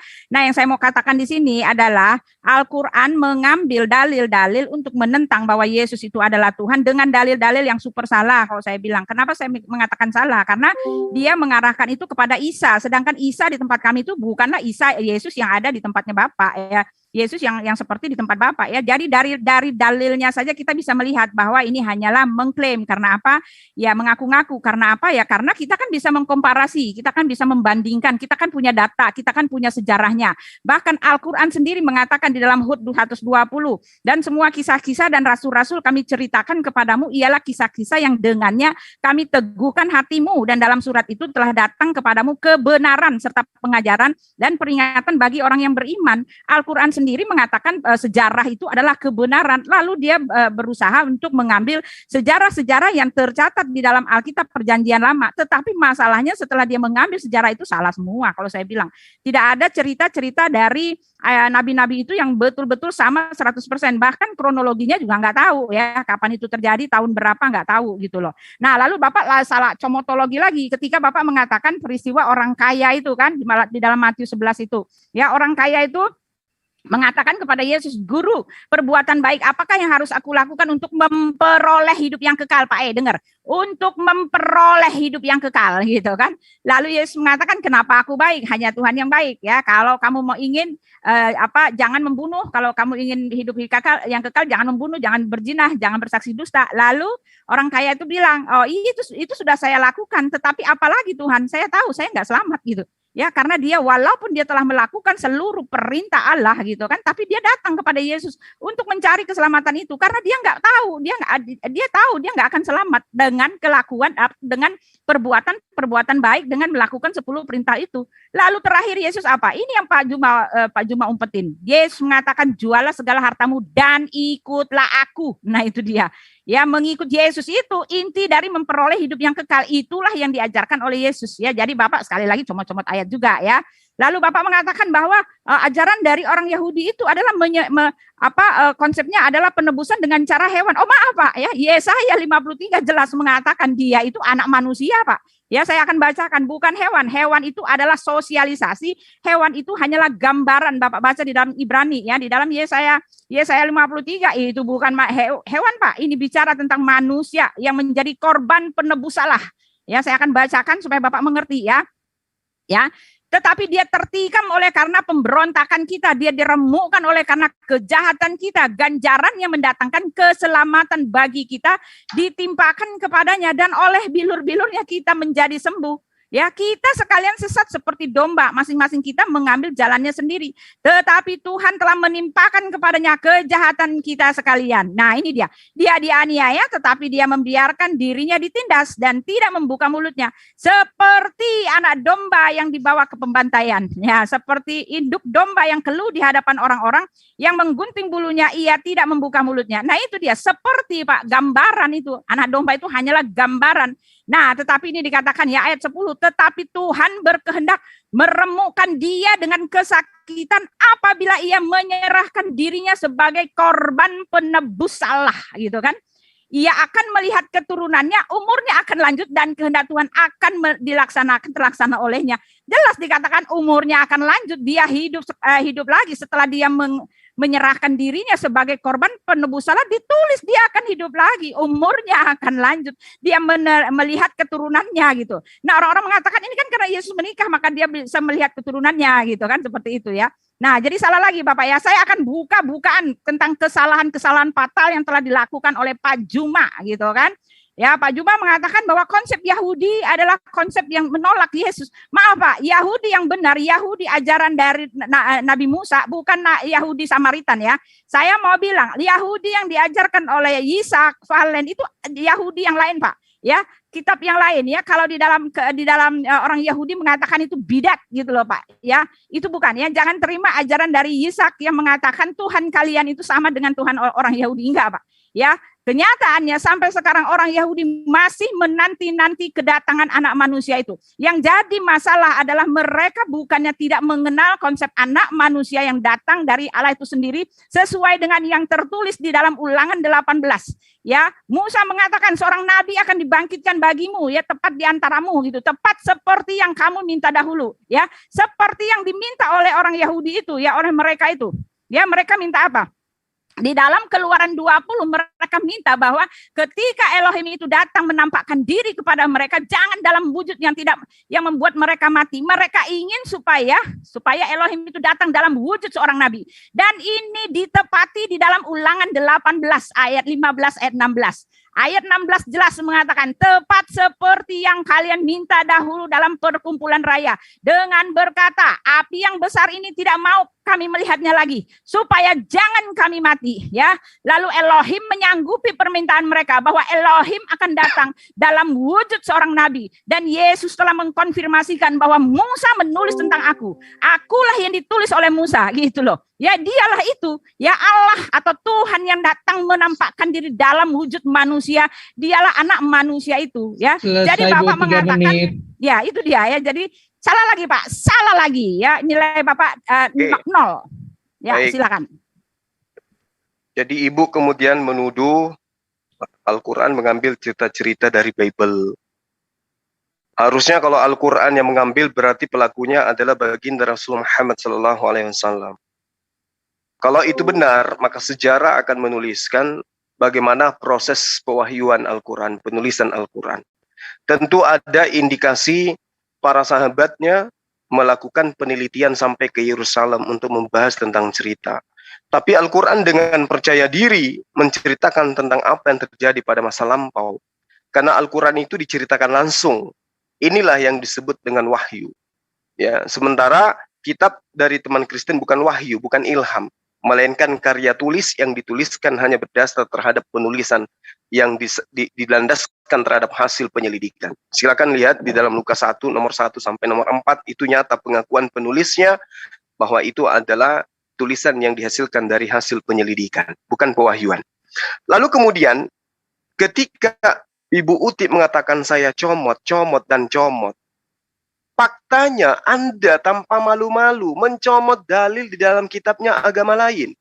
Yesaya 53, itu kitabnya Bani Israel. Di sana menceritakan tentang sosok yang datang kepada mereka. Ya, di mana sosok ini memiliki keturunan. Yesus tidak punya keturunan.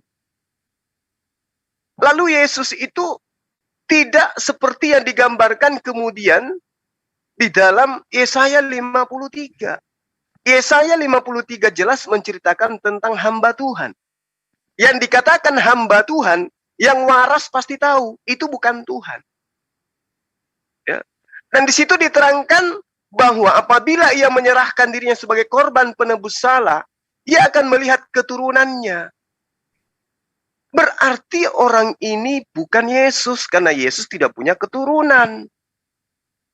Lalu dikatakan lagi di data ini, di nomor 11-nya, dan hambaku itu sebagai orang yang benar, akan membenarkan banyak orang oleh hikmahnya dan kejahatan mereka dipikul. Ini bukan bercerita tentang Yesus, tapi data ini ribuan tahun sudah tertulis, karena cocok dengan konsep Yunani, Romawi, maka diambil untuk kemudian dipaksakan menjadi nubuat. Padahal ini adalah kisah.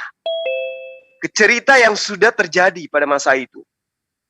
Ini kisah yang diceritakan, diambil, dianggap itu sebagai nubuatan. Harusnya malu. Kenapa? Karena sampai hari ini yang mempunyai kitab tidak menyembah Yesus. Nah, kalau kemudian dikatakan, oh tidak, siapa bilang itu adalah Tuhan kami, itu adalah kitab kami, itu adalah nubuatan yang diceritakan tentang Tuhan kami, di mana Yesus menceritakan tentang Musa, menceritakan aku. Musa menceritakan tentang sosok yang datang kepada Bani Israel, bukan sebagai Tuhan. Lalu kemudian ketika klaim bahwa Yesus mengajarkan dirinya, bahwa dirinya adalah Tuhan, dan itu adalah benar adanya, maka menjadi pertanyaan kemudian, kemana keturunan dari ke-11 murid Yesus? Mana anak-anaknya? Mana cucunya? Mana cicitnya? Yang pasti akan miliaran dari keturunannya yang menjadi pengikut Yesus.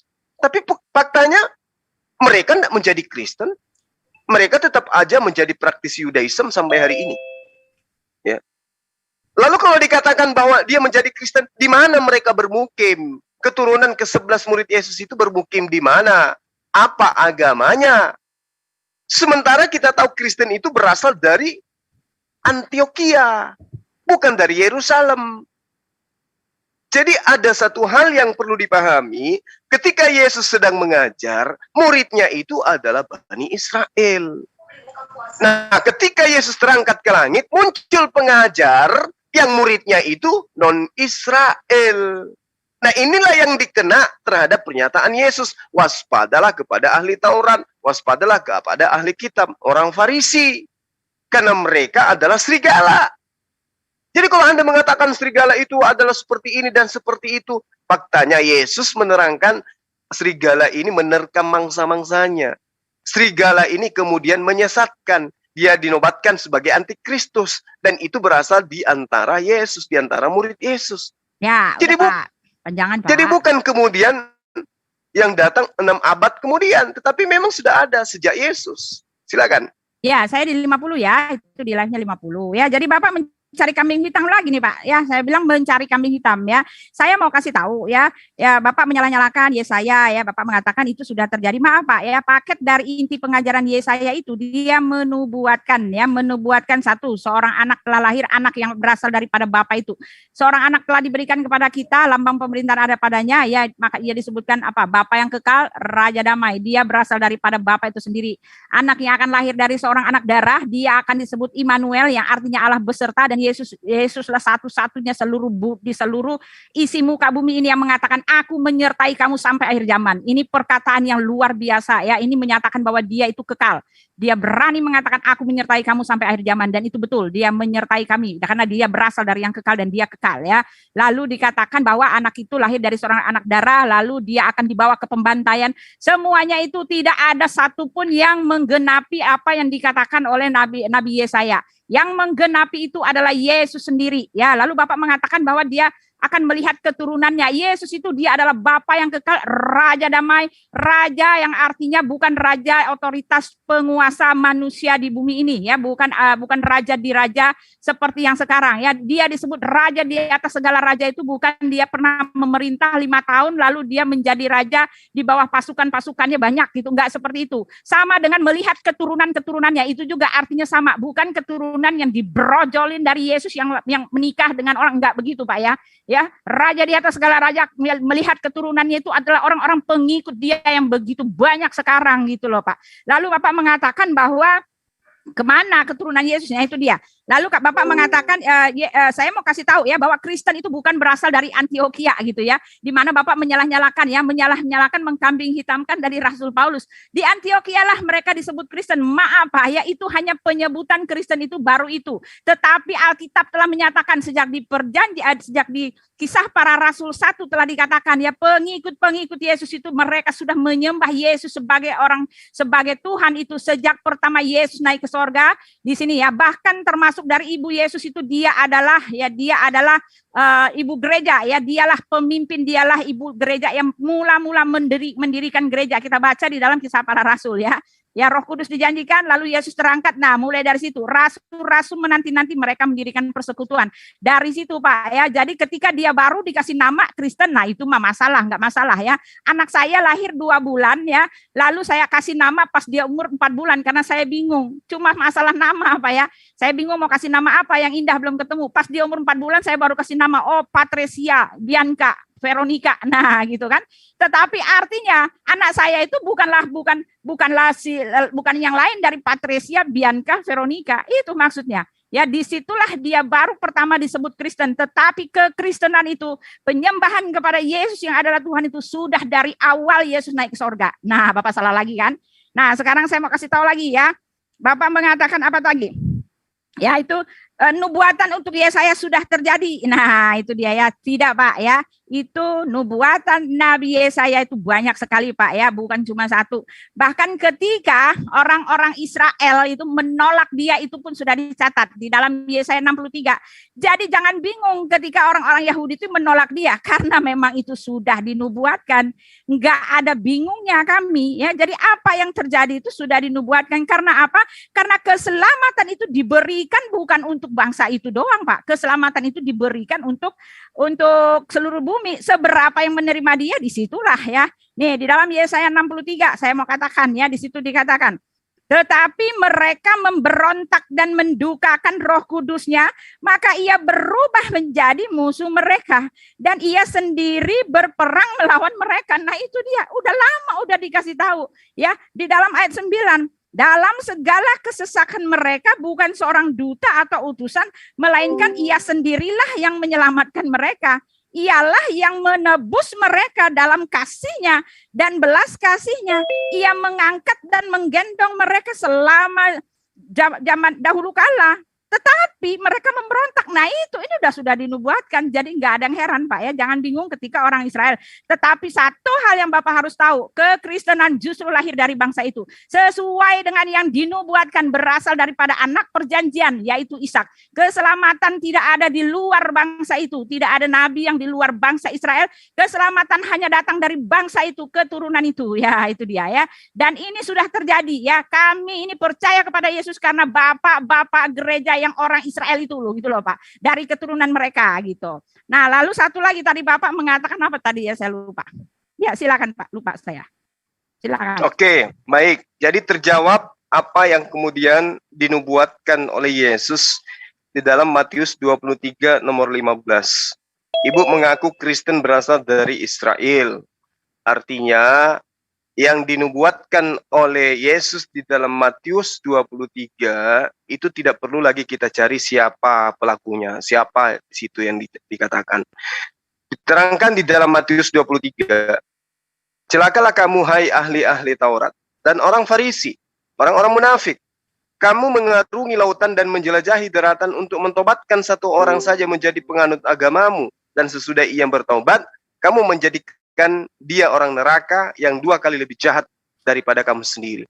Ibu telah menjawab bahwa Kristen itu adalah berasal dari Israel, ahli kitab. Oke? Kita sepakat di situ. Lalu kemudian saya tambahkan ya, supaya lebih yakin bahwa agama yang dibentuk oleh ahli kitab itu adalah Kristen yang 2 kali lebih jahat daripada pembuatnya. Kalau berbicara mengenai jemaat Petrus, maka jemaat Petrus itu adalah Bani Israel yang kemudian perilaku mereka di dalam teori dan praktek pasti cenderung kepada konsentrasi mereka mengaktualisasikan diri terhadap pengajaran Taurat. Itu jemaat Petrus. Kalau jemaat Paulus beda lagi. Jemaat Paulus itu adalah jemaat yang meninggalkan ketetapan Tuhan yang ada di dalam Taurat. Jadi itu berbeda. Yang dikatakan jemaat yang didirikan oleh Petrus di atas batu karang adalah jemaat orang-orang Yahudi yang taat kepada hukum Taurat. Mereka orang-orang yang bersunat. Sementara bapak-bapak gereja adalah kumpulan orang-orang berkuluk yang tidak melakukan lagi syariat Taurat. Beda itu. Ibu harus lihat itu. Lalu kemudian ketika Anda mengatakan keturunan Yesus yang diterangkan di dalam Yesaya 53, harusnya ibu itu malu. Ngambil kitabnya orang tanpa memikirkan terlebih dahulu. Di situ diterangkan bahwa dia akan melihat keturunannya. Ibu mengatakan keturunan adalah pengikut. Ilmu dari mana lagi yang menyabet muncul di otak ibu yang mengatakan pengikut itu adalah keturunan? Sementara tidak ada dalil di dalam kitab Anda yang menceritakan tentang keturunan Yesus. Tidak ada itu. Ya. Lalu ketika Anda mengatakan Yesus menyertai sampai di akhir zaman, yang dimaksud menyertai di situ adalah ajarannya, bukan Yesusnya. Yesus itu sudah terangkat ke langit. Yang menyertai kemudian adalah ajarannya. Makanya umat Islam itu memahami ajarannya sampai hari ini. Ya, menyertai itu ajaran yang dimaksud bukan fisiknya, bukan kemanusiaannya, tapi ajaran yang diterima dari Tuhan, bahwa dia adalah utusan Tuhan. Nah, saya kira begitu Bu Uti ya. Kalau ibu mengatakan Yesus adalah raja di atas segala raja, itu ilmu halu. Yesus tidak pernah menjadi raja.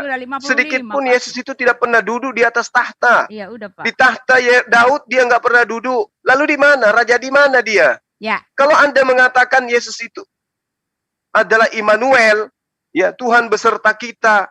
Immanuel itu adalah nama sosok yang diberikan kepada oknum tertentu. Layaknya Yesaya, layaknya Yehezkiel. Pak, kepanjangan Pak. Saya poinnya udah banyak, sudah 5 menit Pak. Belum, saya baru merasa 1 menit loh Bu. Masih ada 1 menit Bu. Masih ada 1 menit. Panjang ya, panjang banget ulasannya. Kesana kemari. Buti 55. Buti kan sampai 55 tadi. Ini pembahasannya tadi 54. Sekarang udah ya, oke, kesimpulannya Matius 23 nomor 15 sudah terjawab. Agama yang dibentuk Yahudi adalah Kristen. Silakan. Tidak apa-apa. Ya, sekarang saya mau balik dulu ke tempatnya Bapak gitu ya. Bapak mengambil-ngambil ya, saya udah bilang dari awal, saya udah bilang, dalil-dalil yang dipakai untuk menentang penguasa yang telah menebus kalian itu semuanya salah, Pak. Ya, penguasa siapa penguasanya, tahu, ya. Buti? Penguasa yang telah menebus Bapak itu semuanya salah. Siapa ya, bahkan penguasanya? Tadi saya jangan gitu dong, Pak. Saya tadi diam aja. Ya, bahkan dikatakan ya, bahkan di dalam Al-Maidah 73 itu telah kafirlah orang yang mengatakan Isa adalah Tuhan, sedang Isa sendiri mengatakan Tuhan itu Allah kita, Tuhan itu Esa, gitu kan? Enggak ada, kan saya udah bilang itu kan bukan perkataan Isa. Ya, kalau itu diarahkan kepada Yesus, dalilnya salah untuk menentang dia gitu loh. Lalu ketika Bapak mengatakan bahwa Al-Qur'an itu berdiri sendiri, maaf ya, tadi saya sudah mengatakan Al-Qur'an sendiri memakai kitab sejarah gitu kan, kitab sejarah perjanjian lama. Tadi ayatnya di Hud 120. Nah, sekarang setelah itu ketika ditanyakan mana dari bukti-bukti semua yang telah tertulis di kitab kamu, bukti Musa, bukti Daud ya, dan bukti-bukti yang lain itu. Lalu Allah mengatakan begini, Taha 20 ayat 133. Dan mereka berkata, mengapa ia tidak membawa bukti kepada kami dari Tuhannya? Dan apakah belum datang kepada mereka bukti yang nyata dari apa yang tersebut di dalam kitab-kitab terdahulu? Jadi Bapak jangan menyalah-nyalahkan kami ketika kami mempunyai kitab terdahulu, lalu Bapak mengatakan kepada kami bahwa kami ini mencomot-comot kitabnya orang lain ya. Kitab terdahulu di dalam kitab Yesaya itu adalah kitab kami. Betapapun Bapak menyangkali mengatakan kami di dalam kitab perjanjian baru, kami mencomot itu tidak, Pak. Itu satu rangkaian, satu paket. Dan ketika Bapak mengatakan bahwa ini adalah wahyu Tuhan, nah ini pertanyaannya yang saya minta Bapak untuk berpikir keras. Dari mana wahyu bisa salah-salah gitu loh, Pak. Kan saya udah kasih tahu tadi ya, Isanya juga salah ya, dalil yang ditunjukkan untuk menunjukkan bahwa kami ini Yesus itu bukan Tuhan, dalilnya juga salah. Nah, sekarang saya mau balik lagi ke dalam Matius 23 ya. Lah ini ya, tadi mana lagi tuh, kan terlalu panjang sih ya, dari Antioquia tadi sebentar, Bapak apa lagi tuh tadi, banyak sekali, terlalu panjang ya. Dikatakan gini ya, oh iya, keturunan ya, keturunan dari Yesus gitu kan. Yesus itu enggak punya keturunan, kan saya udah bilang tadi ya, keturunan dari Yesus itu dia disebut raja di atas segala raja, dan dia akan melihat keturunannya ya umatnya. Ya, umatnya. Bapak mau percaya atau tidak ya silahkan, itulah yang dikatakan. Ya, lalu yang terjadi ya, Bapak mengatakan ya cocok dengan nubuatan kisah yang sudah terjadi yang punya kitab. Aduh, tuh sebentar ya. Lupa sih saya kebanyakan itu ya. Sebentar apa lagi tadi Pak ini? Ya, sebentar Pak ya, sebentar saya catat tadi itu. Oh iya, ya Yesus menyertai sampai akhir zaman gitu Bapak mengatakan. Ya, Yesus menyertai sampai akhir zaman, lalu Bapak mengutip ayat Yohanes 14 ya, Roh Kudus ya akan diutus oleh Bapa. Nah, ini saya buka ya, Roh Kudus yang akan diutus oleh Bapa dalam namaku. Tolong renungkan itu. Roh Kudus diutus oleh Bapa di dalam namaku. Itu kan satu paket, Pak. Satu itu. Ya, jangan nggak ada hubungannya dengan Nabi Muhammad. Ini tidak bersasaran kepada Nabi Muhammad, sama sekali nggak ada hubungannya. Karena itu Roh Kudus, itu adalah Roh Kudus, dan diberikan kepada murid-muridnya pada saat Yesus sudah mau naik ke sorga, dan dia menjanjikan penghibur. Penghibur itu adalah Roh Kudus. Oleh sebab itu Roh Kudus itu sudah datang di hari Pentakosta. Oleh sebab itu Yesus berani mengatakan, aku menyertai kamu sampai akhir zaman. Nah itu dia. Karena apa ya, dia tubuhnya sudah naik ke sorga, tetapi satu lagi pribadinya adalah Roh Kudus menyertai kami sampai akhir zaman. Dan satu-satunya manusia yang anak manusia yang kata Bapak itu ya kan adalah manusia biasa. Dia mengirimkan Roh Kudus, Pak. Ya, dan Roh Kudus itu menguasai seluruh antero bumi jagat raya ini gitu loh Pak ya. Itu bukan manusia biasa. Nah, satu lagi pertanyaan saya mau nanya kepada Pak. Habis Ibu, udah selesai gantian. Nah, Oke, waktunya. Ya. Oke, baik. Jadi Ibu mengatakan Yesus mengutus Roh Kudus, padahal sebelumnya Yesus minta kepada Allah, aku akan minta kepada Bapa agar Bapak mengirimkan seorang penolong lain. Minta. Bukti dia bukan Tuhan, dia minta. Ya. Kemudian Ibu mengatakan dalil Al-Quran salah. Yang Anda jadikan acuan untuk menyalah-nyalahkan dalil Al-Quran adalah buku terjemahan yang berasal dari ahli kitab. Di mana ahli kitab itu ibu sendiri tahu. Yesus aja ditolak, apalagi ajarannya. Kenabian Yesus ditolak. Kalau ibu mengatakan Yesus Tuhan, ketuhanan Yesus pun ditolak, apalagi ajarannya. Lalu kemudian ajaran yang ditolak ini oleh ahli kitab membentuk sebuah pengajaran yang Anda tenteng siang malam itu Anda gunakan menilai Al-Quran. Salah, ibu. Ibu punya kitab cuma terjemah. Tidak ada original teksnya. Kita nggak ngerti original teksnya seperti apa. Kemudian buku terjemahan itu Anda pakai untuk menilai Al-Quran. Lucu itu. Lucu. Lalu kemudian Anda mengatakan perjanjian lama dan perjanjian baru satu rangkaian. Kata siapa? Orang Yahudi masih hidup sampai hari ini. Praktisi Yudaism masih ada gagah-gagahan sampai hari ini. Mereka memegang perjanjian baru aja tidak. Apalagi mengimani. Kitab Anda itu tidak dianggap sebagai firman Tuhan. Bahkan Yesus pun tidak pernah menganggap kitab perjanjian baru itu. Yesus tidak mengenal itu apa perjanjian baru. Yesus tidak kenal apa itu kitab Lukas, Markus, Matius, Yohanes, Rasul Paulus. Yesus sendiri nggak kenal. Apalagi ahli kitab. Tapi kemudian ahli kitab yang tidak percaya Yesus sebagai utusan Tuhan, itu membentuk ajaran. Dan ajarannya adalah Kristen. Ibu sudah mengakui tadi, Kristen berasal dari ahli kitab. Itu sudah terjawab. Makanya Kristen itu 2 kali lebih jahat daripada ahli kitab. Sejahat-jahatnya ahli kitab, mereka tidak pernah menggantikan Hasem dengan manusia. Tapi agama yang dibikin oleh ahli kitab, pengikutnya menjadikan Hasem menjadi manusia. 2 kali lebih jahat daripada ahli kitab itu sendiri. Itu yang perlu ibu pahami. Kemudian ibu mengatakan bahwa Islam itu menentang penguasa. Siapa penguasa yang kami tentang? Penguasa pencipta langit dan bumi mengajarkan kepada kami, Isa adalah utusan Allah. Kami tidak tentang. Isa datang kepada Bani Israel mengaku sebagai utusan Allah. Kami tidak tentang. Justru yang menentang penguasa itu ibu. Bapak mengajarkan dia satu-satunya pencipta langit dan bumi. Ibu tantang. Ibu menentang itu. Oh tidak, ada Yesus juga. Yesus itu adalah firman. Segala sesuatunya tercipta karena Yesus. Ibu menentang penguasa.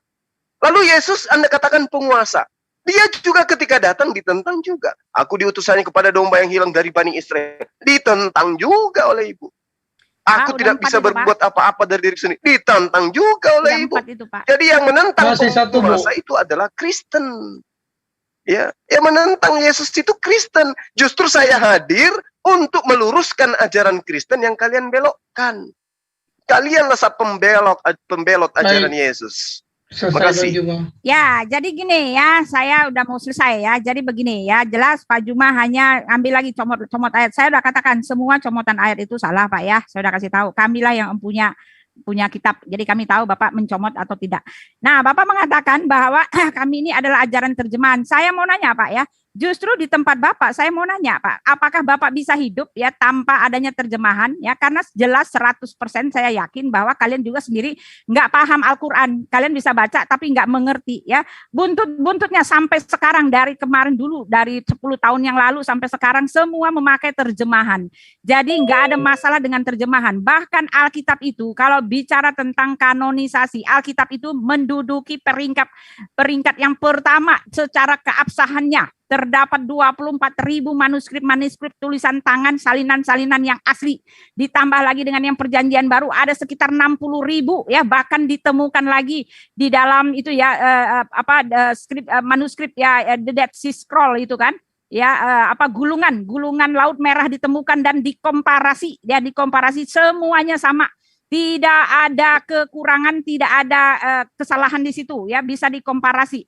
Jadi Alkitab itu dia menduduki ya proses kanonisasi itu yang pertama, yang paling unggul dari yang lain. Dibanding dengan Bapak sendiri tidak ada ditemukan tulisan manapun. Adapun kalian menggadang-gadangkan tulisan yang di Birmingham itu ternyata hanya hanya 2 lembar, dan itu pun tahun 610, sedangkan Nabi Muhammad lahir 635, gitu kan.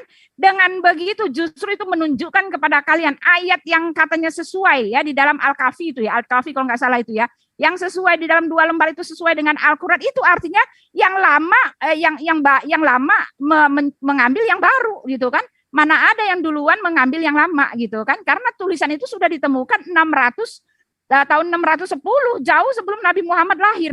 Sudah ada tulisan itu. Ya, lalu di sana pun punya kasus yang sama. Jadi kalau soal kanonisasi, original teks kamilah ya kamilah pemilik yang sah, dan kamilah tidak ada tandingannya di mana-mana pun, ya Pak ya. Jadi kalau Bapak mengatakan bahwa kami ini terjemahan lah, Bapak juga sama kok. Enggak ada yang Bapak bisa ini dari kami. Ya, kalian membutuhkan terjemahan, dan kami, masalahnya kami mempunyai, walaupun kami terjemahan, kami mempunyai salinan yang asli yang sah, ya, yang sah, yang masih tersimpan di tempatnya dan bisa dibuktikan keabsahannya, ya. Dan salinan Alkitab kami yang asli itu yaitu Codex Sinaiticus, Codex Alexandrianus, Codex Vaticanus. Ya, Codex Alexandrianus itu salinan dalam bahasa Ibrani dan Yunani abad 5, ada di Inggris. Kami punya salinan yang asli, sedangkan Bapak tolong buka mata. Apa yang kalian miliki? Kagak ada, gitu kan. Lalu Codex Vaticanus juga ada di Vatikan Roma, dan semuanya ada Pak, ya, terjemahan dalam bahasa Greka. Bahkan terjemahan yang pertama itu tercatat, ya. Ya, banyak sekali Pak tercatat, semuanya tersusun rapi di dalam proses kanonisasi itu selama hampir 400 tahun gitu loh Pak ya. Dan ketika ditemukan lagi salinan baru, disalin lagi, ketemu tulisan lain, ditambah lagi, akhirnya begitu banyak tulisan-tulisan, dan itu membuktikan bahwa kami justru jauh lebih sah, karena kami mempunyai salinan yang asli dan masih tersimpan, dibanding dengan Bapak yang tidak punya sama sekali. Bahkan salinan yang Bapak punya sekarang ini adalah versi HAPS itu kan, di mana waktu itu ada konferensi mahasiswa tahun 1924. Kumpul semua membawa kitab-kitab sendiri, tiba-tiba beda-beda, akhirnya buatlah salinan yang baru. Dan itu juga hanya tulisan yang baru gitu ya, beda-beda ya. Oleh sebab itu sebentar, tadi sebentar, satu lagi ya. 4 menit Bu, udah. Ya, jadi itu Pak, saya cuma baru sampai situ ya. Ya udah, silakan. Oke, baik. Jadi kalau orang jualan obat, itu semua bahasa yang hiperbola keluar. Kami, kakak-kakak kami. Buktikan. Mana buktinya? Gak ada buktinya. Tidak pernah kita temui ada Bible yang menyertakan bahasa original teks. Apa sebabnya? Karena memang sudah nggak ada. Oh, ada di Inggris, ada di Vatikan. Ya sekalian aja sebut, ada di Gan Eden, biar puas. Jadi nggak bisa Anda mau sampai sampai mulutnya robek ke kuping membuktikan kami punya kitab ori. Iya, teori di mulut itu ayam juga bisa. Faktanya nggak ada. Kitab kami diwahyukan bukan berdasarkan terhadap tulisan. Karena tidak berdasar terhadap kesaksian-kesaksian. Kitab Anda dituliskan berdasarkan kesaksian. Ada riset yang mendahului adanya kitab Anda. Ada penelitian, ada penyelidikan, ada muktamar, ada konsili. Sehingga kitab Anda memang harus memiliki salinan. Tapi faktanya kan tidak ada. Hanya dikatakan ada di Inggris, ada di Jepang, ada di Korea, ada di Papua. Tapi itu cuma teori. Prakteknya nggak ada. Nah, bagaimana dengan Al-Quran? Al-Quran itu disampaikan dengan budaya lisan. Ketika kemudian wahyu disampaikan, itu dihafalkan. Jadi kalau semua salinan Al-Quran hilang, lenyap, tidak ditemukan lagi, meski selembar pun, tidak masalah bagi kita umat Islam. Kenapa? Ada jutaan Al-Quran hidup. Al-Quran itu di dalam sanubari umat Islam. Bukan di atas kertas Al-Quran itu. Al-Quran di atas kertas itu hanya sebagai penguat saja. Tetapi kemudian yang perlu Anda pahami, Islam bisa hidup tanpa terjemahan. Itu yang perlu Anda pahami. Kenapa? Karena umat Islam ketika menghafal Al-Quran, Yang dihafal original teksnya. Bukan terjemahannya yang dihafalkan, tapi original teks. Para ahli kemudian ketika ingin menjelaskan Quran kepada awam yang baru belajar, itu ditranslate ke dalam bahasa Indonesia. Tapi kitab Anda, mau awam, mau dia pangkat apapun di dalam gereja, mereka hanya punya terjemah. Mereka nggak bisa bahasa Ibrani. Mereka nggak paham bahasa Yunani. Dan yang perlu Anda pahami, Perjanjian Lama itu kemudian dituliskan sebelum Masehi, ya, abad 3 sebelum Masehi. Barulah kemudian dituliskan dalam bentuk bahasa Septuaginta. Septuaginta kemudian berubah masuk ke dalam bahasa-bahasa tanpa menyertakan original teks Ibrania. Ya, Pak, 12 Pak, kita selesai habis ini ya. Lalu gimana ceritanya Anda bisa mengetahui yang aslinya kayak mana? Contoh misalnya. Satu lagi Bu, kan masih kan 4 menit Bu. Satu lagi Bu. Misalnya di dalam kitab Anda, Matius 21, 21, Matius 17 nomor 20, Matius 1, 22 sampai 23. Di situ ada kata mukjizat. Kok bisa? Apa sih mukjizat itu dalam bentuk original teks kitab Anda? Ada kata Roh Kudus. Apa sih original teks Roh Kudus itu? Baik Bang, selesai Bang. Oke, makasih. Ya, jadi gini ya, saya mau ini saja ya, rangkumkan ya. Jadi ketika Bapak Pak Juma mengaku bahwa yang berdasarkan data, ya, yang berdasarkan sejarahnya, yang ada berdasarkan dalil-dalil yang bahkan diklaim oleh nabinya sendiri, ya bahkan diklaim oleh Tuhannya sendiri, bahwa dialah yang melakukan semua yang terjadi di kitab Perjanjian Lama itu, gitu kan? Itu dibilang nggak valid, gitu kan? Nah ini kan yang kejebluk-jebluk ya. Bahkan sudah saya kasih tahu bahwa Anda dan Allah sendiri mengklaim bahwa bukti-bukti dari semua, ya, bukti semua dari yang diomongkan di dalam yang diklaim sebagai wahyu itu ada di kitab-kitab terdahulu, yaitu jelas mengindikasikan adalah kitab kami, karena dia jelas mengatakan Alkitab adalah cahaya, Alkitab adalah kebenaran, Alkitab adalah tulisan yang sebenarnya, gitu kan.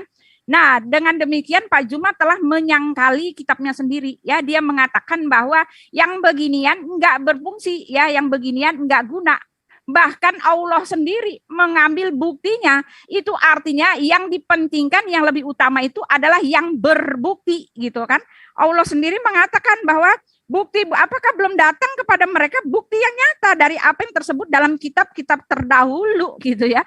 Dia sendiri memberikan bukti, gitu kan. Dia sendiri mau mengambil bukti kitab orang lain. Karena apa? Karena bukti itu adalah pengesahan yang benar yang datang dari Tuhan sendiri, gitu kan.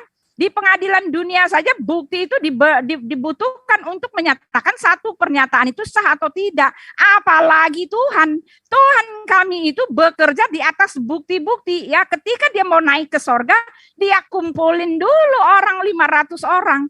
Ketika dia mati di salib, banyak orang yang menjadi saksi. Jadi tidak bisa orang mengatakan itu kesaksian itu enggak sah. Karena sudah di depan para saksi. Karena Allah itu bekerja secara profesional, sangat profesional, karena dia maha besar, agung, tinggi, mulia, kudus, dan sebagainya. Oleh sebab itu pekerjaannya juga profesional. Ketika ada seorang Tuhan yang mengutus satu nabinya, tidak di depan orang banyak, tidak ada buktinya. Saya pikir hanya di Tuhan Anda sendiri, gitu kan. Di dalam kitab, di dalam hal yang tersembunyi, bahkan di kitab kami dikatakan bahwa tidak ada satu, ya, perbuatan besar yang disampaikan secara sembunyi-sembunyi. Ya, yang sembunyi-sembunyi, yang hanya ada di dalam otak pikiran itu hanya di tempat Pak Juma sendiri. Pak Juma sendiri mengatakan bahwa wahyu itu hanya masuk ke dalam pikiran Muhammad tanpa bisa dibuktikan, tanpa bisa apa-apa. Ya, jadi jelas ya, pernyataan Pak Juma itu membelakangi Qurannya sendiri. Dikatakan bahwa berdasarkan penyelidikan, si Lukas berdasarkan penyelidikan, ya. Yohanes juga mengatakan apa yang kami lihat, apa yang kami rasa, apa yang kami raba, itulah yang kami tulis. Itu katanya malah enggak jelas, gitu kan. Aneh bin ajaib, ya. Hanya Pak Juma yang melakukan ini, dan di kitab Bapak yang melakukan ini, ya. Jadi jelas ya, di tempat Bapak juga dibutuhkan bukti, ya. Lalu Bapak mengatakan kami ini berdasarkan hafalan. Nah, sekarang di dalam kitab kami jelas dikatakan ajaran manusia itu adalah ajaran manusia yang dihafalkan. Enggak ada, enggak lebih, enggak kurang. Nih dikatakan seperti ini ya. Maka bagimu penglihatan itu dari semuanya itu seperti ini, sebuah kitab yang termaterai apabila itu diberikan kepada orang yang tahu membaca dengan mengatakan baiklah baca ini, maka ia akan menjawab aku tidak dapat ya, sebab kitab itu termaterai. Dan apabila kitab itu diberikan kepada orang yang tidak dapat membaca dengan mengatakan baiklah baca ini, maka ia menjawab aku tidak dapat membaca. Dan Tuhan telah berfirman sebentar ya, dan ibadahnya kepadaku hanyalah perintah manusia yang dihafalkan. Nah itu Pak, maaf kami tidak mengikuti pola Bapak karena itu perintah manusia yang dihafalkan ya. Allah bekerja sempurna Pak, sempurna. Bang Juma silakan. Jadi dia membutuhkan bukti, dia membutuhkan fakta, dia membutuhkan realita. Ya sudah ya, setelah ini ya kesimpulan Pak, saya sudah Pak, udah lama banget saya mau itu. Udah 1 jam, udah mau 1 jam setengah. Bang Juma saling closing nanti terakhir. Oke, baik. Itu. Terakhir Ibu mengatakan perintah manusia yang dihafalkan. Iya, emang. Iya. Anda menyembah Yesus itu perintah siapa? Perintah Allah, perintah Bapa, atau perintah manusia? Nah, tuh, kena, ya kan? Lalu kemudian ketika Ibu mengatakan tidak ada yang kemudian di dalam pengajaran Ibu yang dilakukan sembunyi-sembunyi. Siapa yang menjadi saksi ketika Gabriel datang kepada Maria? Namanya siapa saksinya? Siapa saksi melihat malaikat datang kepada Musa di atas bukit memberikan Taurat? Siapa nama saksinya? Siapa saksi melihat malaikat Tuhan datang kepada Abraham? Siapa saksinya? Siapa saksi ketika Tuhan menciptakan langit dan bumi? Ada saksi. Jadi kebenaran itu tidak butuh saksi. Yang butuh saksi itu adalah orang-orang yang ingin mendudukkan kebohongan, kedustaannya menjadi seakan-akan kebenaran. Dikatakan ada 500 orang melihat Yesus terangkat ke surga. Siapa namanya? 1 orang aja, siapa? Nggak ada. Cuma dikatakan kayak begitu. Itu tidak akan kemudian bisa menegakkan benang yang basah. Jadi kebenaran itu tanpa saksi tetap saja kebenaran. Ya memang kayak begitu. Kalau Al-Quran kemudian mengatakan bahwa Alkitab itu adalah cahaya, Alkitab itu adalah petunjuk. Yang dimaksud oleh Alkitab di sini adalah kitab yang diwahyukan kepada Nabi Musa.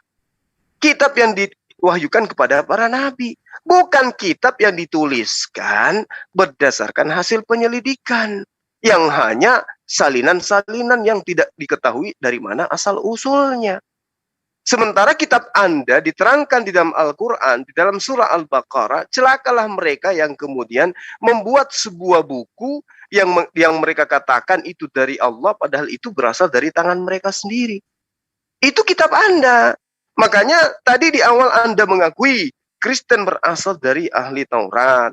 Nah, berarti tergenapi apa yang diterangkan oleh Yesus di dalam apa yang dituliskan oleh orang yang mengaku sebagai murid Yesus di dalam Matius 23 nomor 15. Itulah hebatnya Allah.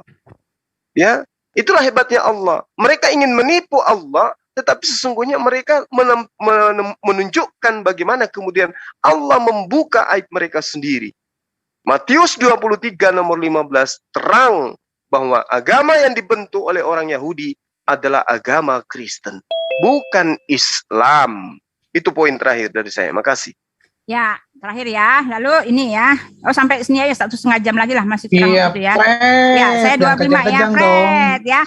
Lalu Pak Juma ya, Pak Juma membela diri ya, karena jelas ya pengutusan buat nabi tidak ada di tempat tersembunyi, bahkan ketika penurunan wahyu juga di tempat tersembunyi. Kata Pak Juma, saya masih ingat, ada di dalam pikiran Nabi sendiri gitu kan.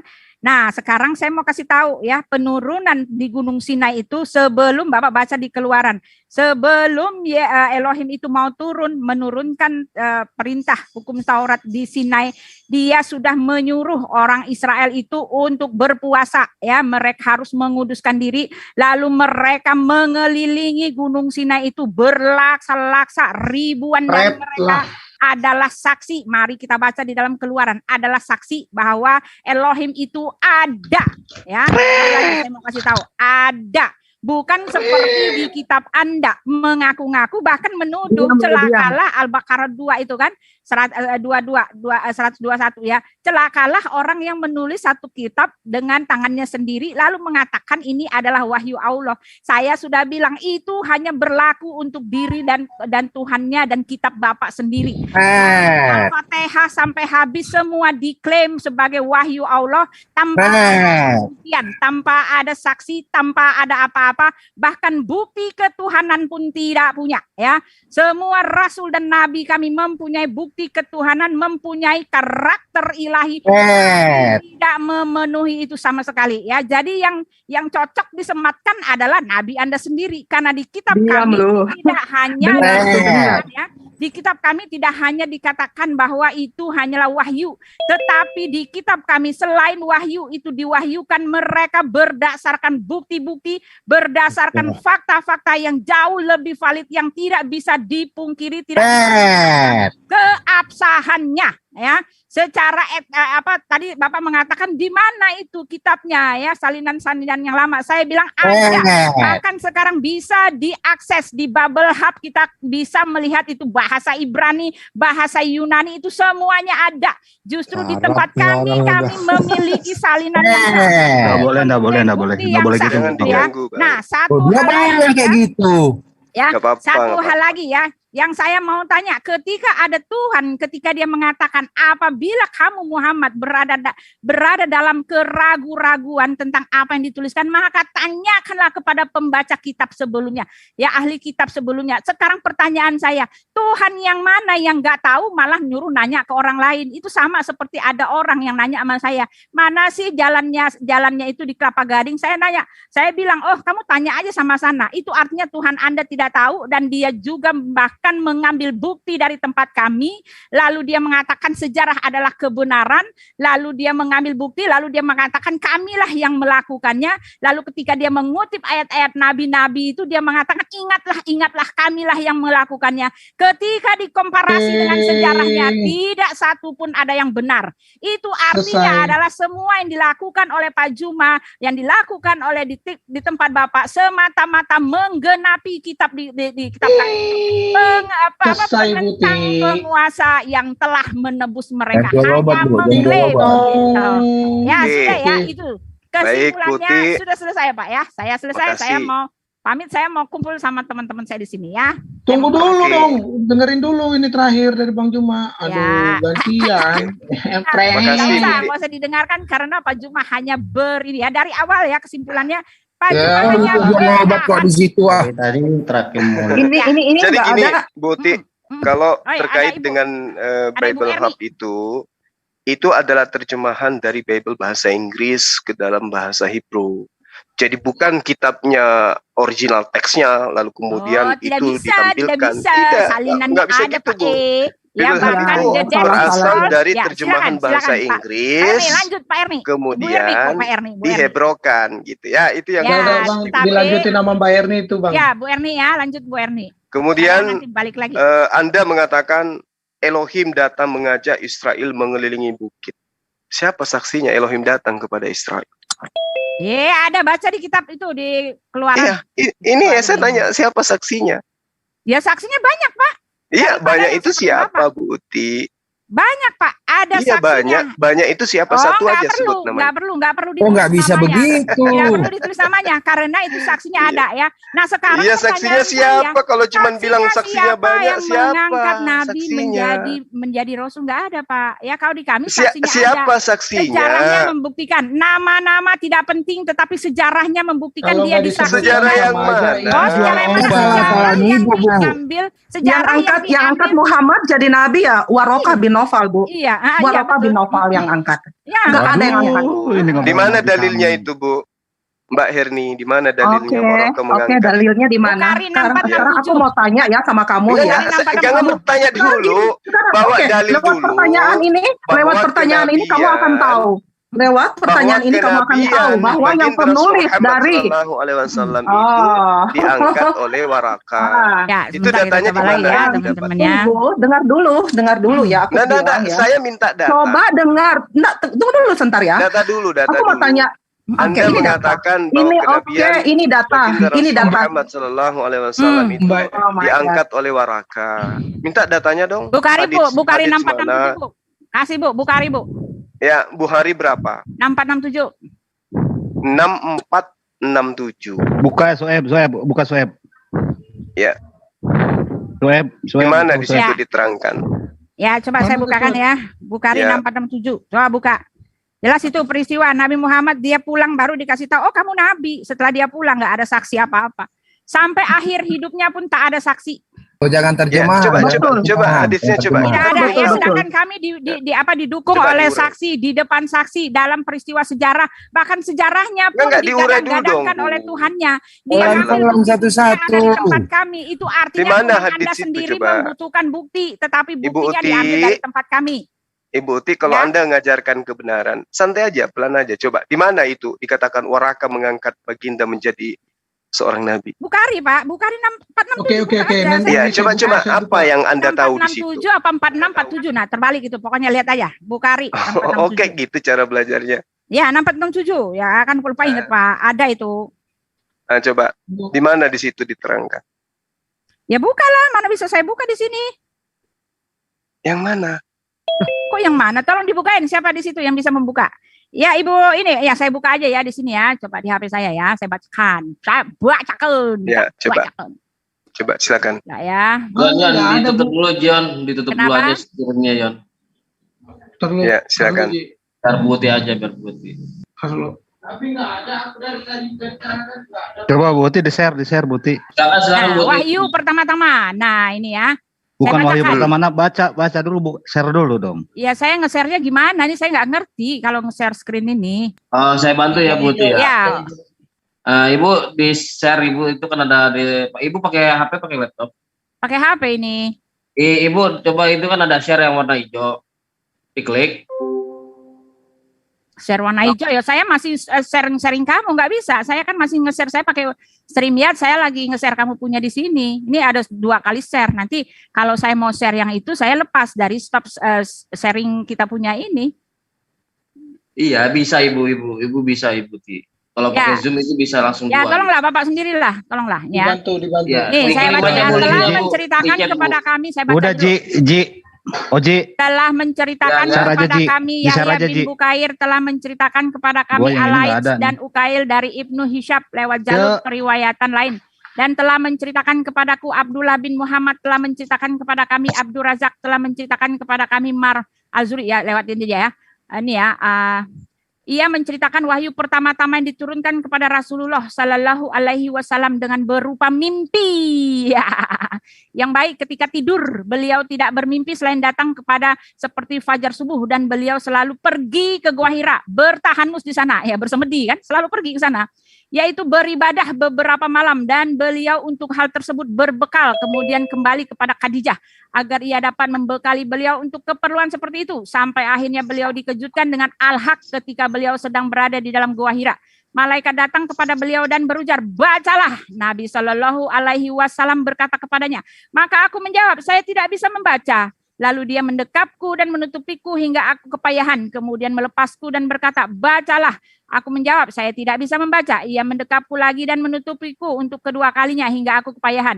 Kemudian melepaskan lagi seraya mengatakan, bacalah. Saya menjawab, saya tidak bisa membaca. Maka ia mendekapku dan menutupiku untuk ketiga kalinya hingga aku kepayahan. Kemudian melepaskanku lagi dan mengatakan, Ikro bismi robak robilakalazi kolakok, sampai ayat al-lamal.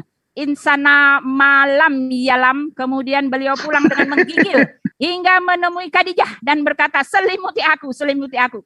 Maka keluarganya pun menyelimuti beliau sampai rasa ketakutan beliau menghilang. Kemudian beliau berkata, ya Khadijah, apa yang terjadi pada diriku? Beliau menceritakan peristiwa tersebut kepadanya dan berkata, aku mengkhawatirkan diriku. Maka Khadijah menjawab, sekali-kali tidak, bergembiralah demi Allah. Allah tidak akan menghinakanmu selama-lamanya sebab engkau suka menyambung silaturahmi, berkata jujur, menghilangkan kesusahan, serta menjamu tamu, serta membela kebenaran. Maka Khadijah pergi bersama beliau menemui Warakah bin Naufal, bin Asad, bin Abdul Uzza, bin Quraisy Hai, ya anak paman Khadijah. atau ayah saudaranya. Ia adalah semasa jahiliyah beragama Nasrani dan suka menulis kitab suci Arabi. Ia menulis Injil Arabi dengan kehendak Allah. Nah, ya kan, menulis Injil lain, versi lain ya.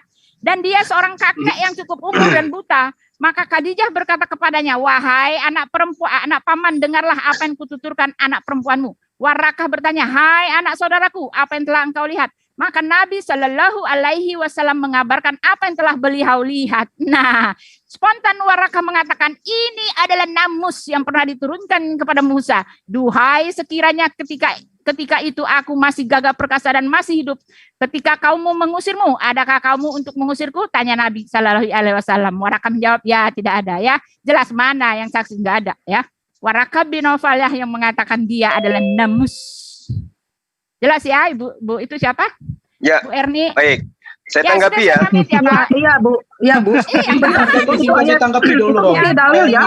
Dan bukti yang lain juga, naskahnya juga aku juga punya, Bu. Naskah yang lain yang membuktikan. Tunggu dulu, biar ditanggapi Mbak Herni. Mbak Herni biar ditanggapi dulu. Udahlah Pak. Ya, Pak. saya tanggapi tobat, dulu. Pak Jumat, tobat. Jadi yang mengatakan kemudian yang menemui baginda Rasulullah Muhammad SAW itu adalah Jibril adalah ahli kitab. Dia adalah Warakah. Dia paman daripada Khadijah. Lalu kemudian apa yang dikukuhkan oleh Khadijah diterangkan, bergembiralah demi Allah. Allah tidak akan menghinakanmu selamanya. Sebab engkau suka menyambung silaturahim. Kamu adalah orang yang selalu berkata jujur, menghilangkan kesusahan serta menjamu tamu serta membela kebenaran. Ini poin. Kemudian ketika datang kepada Warakah, Warakah ini orang terpelajar. Dia ini memahami Bible, ngerti tentang Injil, ya, paham tentang tulisan-tulisan terdahulu yang menceritakan tentang adanya nubuatan yang akan datang, sosok yang ketika diberi kitab maka orang itu akan berkata saya tidak bisa membaca. Dan itu Bu Uti tadi sudah utarakan lebih awal. Nah, lalu kemudian ketika Mbak Herni mengatakan yang mengangkatnya sebagai nabi adalah siapa? Warakah. Itu nggak nyambung. Karena Warakah tidak mengatakan engkau kuangkat menjadi nabi. Tapi yang dia katakan, ini adalah namus yang pernah diturunkan kepada Musa. Hanya itu yang dikatakan. Lalu dia katakan begini, ketika saat nanti ya engkau akan diusir oleh kaummu. Dan itu terbukti. Dari Mekah dia diusir sampai ke Madinah. Jadi apa yang diceritakan oleh Warakah dalam hadis ini itu terbukti adanya. Artinya bahwa tidak ada yang mengangkat Nabi Muhammad SAW itu menjadi nabi dari sisi manusia. Hanya Allah yang kemudian menjadikan beliau nabi. Dia adalah khatan nabiyyin. Itu di dalam Al-Quran diterangkan. Dan hanya sekali itu kemudian baginda datang menceritakan hal yang terjadi padanya kepada Warakah. Nah, sekarang kita lihat kepada Paulus. Siapakah engkau Tuhan? Satu-satu ya. Siapa? Mana bukti? Mana tidak? No. Sekarang kita ke Paulus dulu. Sekarang ke Paulus dulu. Ketika Paulus mengatakan, siapakah engkau Tuhan? Akulah Yesus yang engkau aniaya. Siapa yang bisa menceritakan oknum lain di luar daripada Paulus bahwa yang datang kepada Paulus itu adalah Tuhan? Siapa? Kalau ini kan terbukti Khadijah dan juga Warakah yang di luar daripada pemahaman. Ini pengalihan isu. Nanti Anda boleh sajikan lagi materi Anda. Tadi Muhammad dibahas langsung Anda juga harus bertanggung jawab dong. Nah, yang datang kepada Paulus katanya, akulah Tuhan Yesus Kristus yang kau niaya. Siapa yang di luar daripada Paulus yang mengatakan bahwa Yesus datang kepada Paulus? Ada enggak? Kalau ini kan Warakah yang menjelaskan bahwa Jibril datang kepada baginda. Ini Warakah, dia adalah ahli kitab. Nah sekarang ahli kitab mana yang mengatakan bahwa ada Yesus datang kepada Paulus? Silakan.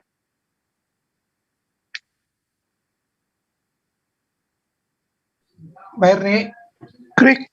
Hening cipta dimulai. Apa yang ditanya, Pak? Malas aku ya. Ini udah kesana kemari ya. bolak-balik. Pembahasannya terlalu luas ya. Aku cuma mau nanya sama kamu.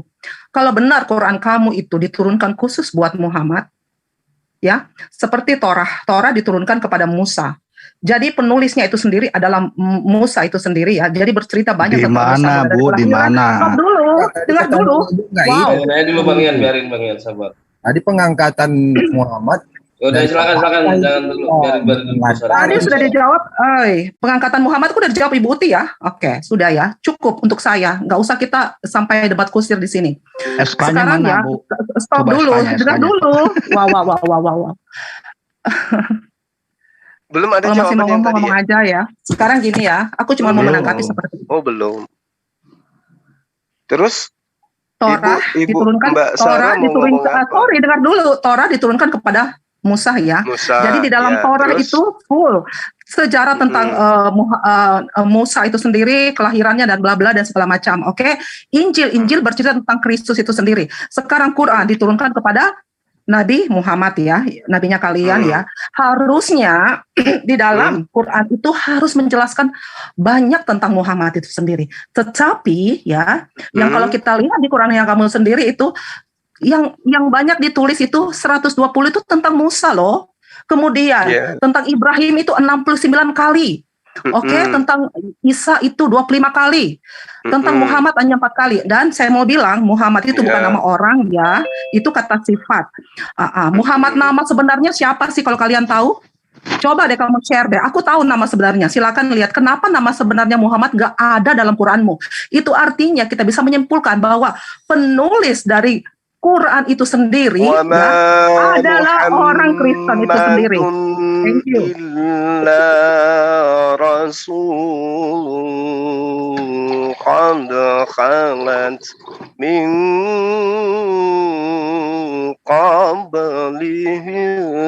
Jadi trik teman-teman Islam ini, kalau orang Kristen bicara harus diganggu. Itu Anda mengatakan tidak ada namanya. Saya katakan itu namanya disebut. Dia mantra tuh. Dia nggak tahu artinya. Terima kasih. Itu ayatnya. Saya kalau mau Anda bicara mengatakan tidak ada namanya Muhammad di dalam Al-Quran. Saya bacakan ayatnya. Ada ayatnya. Jadi mau jajakan Muhammad bukan nama orang. Oke, Muhammad kata sifat. Nama nabimu Muhammad namanya siapa? Coba kamu share deh. Masa kamu nggak tahu nama Muhammad yang sebenarnya? Di mana Anda mendapatkan ilmu bahwa Muhammad itu kata sifat? Muhammad itu artinya apa? Itu jamak ya? Itu adalah perbuatan yang baik. Sekarang gini, aku tanya saja sama kamu. Yang nama Muhammad yang sebenarnya siapa? Anda dapat ilmu dari mana? Tolong bantu kami bahwa Muhammad itu kata sifat. Kaidahnya kayak mana coba? Pingin tahu aku. Sekarang kamu share aja ya. Nama Muhammad yang sebenarnya itu siapa? Nah, ini mendalilkan Anda yang harus membuktikan. Oke, share aja ya. Aku karena pembahasan hari ini aku nggak mau melangkahi topik ya pembahasan ya. Kita harus kembali ke topiknya. Tetapi kalau kita mau bahas ini, kita harus ambil waktu lagi untuk ini. Saya hanya ingin menanggapi tadi tanggapan kamu sendiri ya bahwa. Izin dulu bentar. Ibu kan tadi udah mengatakan klaim bahwa Muhammad itu adalah kata sifat. Silakan diuraikan dulu gitu biar gak ada fitnah gitu. Ibu. Enggak gini, Doji, kan Bu Herni ini mendalilkan nama Muhammad itu adalah sifat. Nah, coba dibuktikan. Siapa yang mendalilkan itu yang membuktikan dong. Diuraikan gitu Bang, maksudnya dari gitu. Sekarang gini ya, untuk membuktikan sendiri, coba kamu share ya nama Muhammad sendiri yang mana yang sebenarnya. Katum bin Abisa itu siapa? Katum bin Abisa itu siapa? Siapa itu? Coba silakan dicari. Thank you ya. Itu aja untuk aku cukup ya. Katum bin Kabisa itu siapa? Sekarang kamu cari sendiri. Kamu sebagai muslim harus tahu itu. Saya nggak mau bicara banyak ya. Thank you. Penipuan aja terus dari sejak dulu cuman kerjanya nipu-nipu. Padahal nama baginda Rasulullah Muhammad SAW sudah disebutkan dalam Al-Quran. Bawa-bawa nama Syiah, ajaran Syiah. Kalau namanya Muhammad itu benar, kok cuma 4 kali kalah dong sama popularitasnya. Anda pikir Al-Quran itu seperti surah-surah Paulus? Anda pikir Al-Quran itu buku biografi? Thank you, aku mau lihat dulu ya. Bang Juma, boleh sebentar sedikit Bang Juma. Justru kalau Al-Quran itu bukan firman Allah, maka akan dipenuhi tentang pribadi baginda di dalamnya. Jangankan kepada orang lain, kedua orang tuanya aja nggak disebutkan dalam Al-Quran. Bukti bahwa Al-Quran itu bukan buatan beliau, tapi adalah wahyu. Kan Yesus sudah mengatakan, Roh Kudus ketika datang tidak berkata-kata dari dirinya sendiri. Berarti apa yang diterangkan semua adalah wahyu. Tidak ada diwahyukan nama ibu Muhammad adalah ini, nama kakeknya ini, nama pamannya. Nggak ada itu. Kalau yang kayak begitu itu cerita. Kayak di kitab Anda, Theophilus yang mulia. Theophilus sudah dimuliakan dari sejak lahir. Yesus sendiri baru berdoa. Ya Tuhan, permuliakanlah aku di kehadiratmu. Theophilus lebih duluan mulia daripada Yesus. Apa-apaan ajaran kayak begitu? Nah sekarang diminta kepada Anda, siapa yang menyaksikan Yesus datang kepada Paulus? Kalau ini kan jelas, yang datang kepada baginda Rasulullah Muhammad SAW adalah Jibril, yang menyaksikan dan menyatakan imannya adalah Waraka, seorang pemimpin agama. Agama lain di luar Islam lagi, yang bersaksi bahwa dia adalah Nabi, dia adalah orang yang diberkati dengan datangnya malaikat Jibril kepadanya. Nah, Paulus siapa? Di luar agama Kristen yang mengatakan Paulus itu rasul. Yang datang padanya Yesus. Siapakah engkau Tuhan? Dari mana Paulus tahu kalau yang datang padanya itu Tuhan?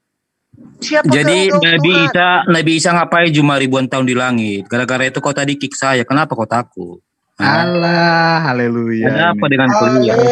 Kalau Henok di langit ngapain dia? Henok dan itu ngapain dia? Elia. Saya tanya sama di langit. Buat Elia apa? di surga Coba. ngapain? Elia di surga. Elia dan juga Henok ngapain di surga? Ayo. Lalu Elia terangkat ke surga. Nah, ngapain Elia di surga? Bawa tenda nggak dia di sana? Camping. Bawa pertanyaan tapi ketampar sendiri, lari. Kayak yang tadi gagah-gagahan. Wah, Muhammad dilantik menjadi nabi oleh Waraka. Nah, yang lantik Paulus menjadi rasul siapa? Iya, buat statement kabur orangnya. Emang Yesus ke ini ya Bang? Ke surga ya? Kayaknya enggak deh. Enggak ada ayatnya. Potong tangan saya kalau orang Kristen bisa nemukan di original teksnya Yesus ke surga. Enggak ada. Ya betul. Boleh, sedikit Bang. Bang, boleh Bang sedikit Bang. Ini ini masalah Bu Heri ini saya juga nggak bisa lama ini karena 2 jam sama lagi mereka di dalam forum mereka saling bodoh-bodohi ya wajar, tapi kalau di sini nggak bisa. Silakan. Baik, ini kan saya mau nanya ke Bu Herni. Dulu dia pernah memfitnah kepada kami selaku umat Muslim, bahkan itu saya jadikan PR ya. Saya tunggu PR-nya itu dari zaman kambing beranak kambing sampai zaman kuda beranak kuda, sampai sekarang saya masih tunggu jawabannya ini. Tidak ada. Dia pernah mengatakan kalau Al-Quran bukan ditulis ke dalam bahasa Arab, bukan diturunkan dalam bahasa Arab, tetapi dalam bahasa apa, kami sendiri tidak tahu di situ, dan diterjemahkan ke dalam bahasa Arab, sementara yang menerjemahkannya itu dibunuh semua oleh baginda Rasulullah SAW. Bu Erni, silakan. Ini udah PR, udah 2 tahun, saya tunggu jawabannya sampai sekarang. Silakan Bu Erni. Bu Erni pernah melakukan orangnya udah nggak ada. Nggak ada orangnya. Kabur. Ya, Kristennya begitu. Buat statement habis itu kan kabur. ini lagi live di Bang Saya Juma dan mau yang menjawab lain. pertanyaannya. Iya. Sebentar. Ditutup aja dulu Bang, karena mereka sudah pada kabur. Gini, silakan Bang Juma closing statement terus tutup Bang. Monggo. Ya, baik. Terima kasih sahabat-sahabat yang dirahmati oleh Allah. Tadi kita menjamu beberapa teman dari Kristen ya. Ada Pak Lamsen, kemudian ada Ibu Uti, kemudian Mbak Herni, dan tadi pagi ada Pendeta Murtadin ya, Pendeta Ismail Yusuf kata dia. Materi yang disajikan itu bermacam-macam terkait dengan apa yang saya urai, mengatakan Al-Quran itu adalah salah mengutip cerita katanya. Lalu kemudian yang mereka jadikan sebagai pijakan untuk menilai Quran itu adalah kitab mereka yang terjemahan. Percuma manusia udah tahu kau itu takut sama haleluya. Percuma kau banyak ditutup dulu gitu loh.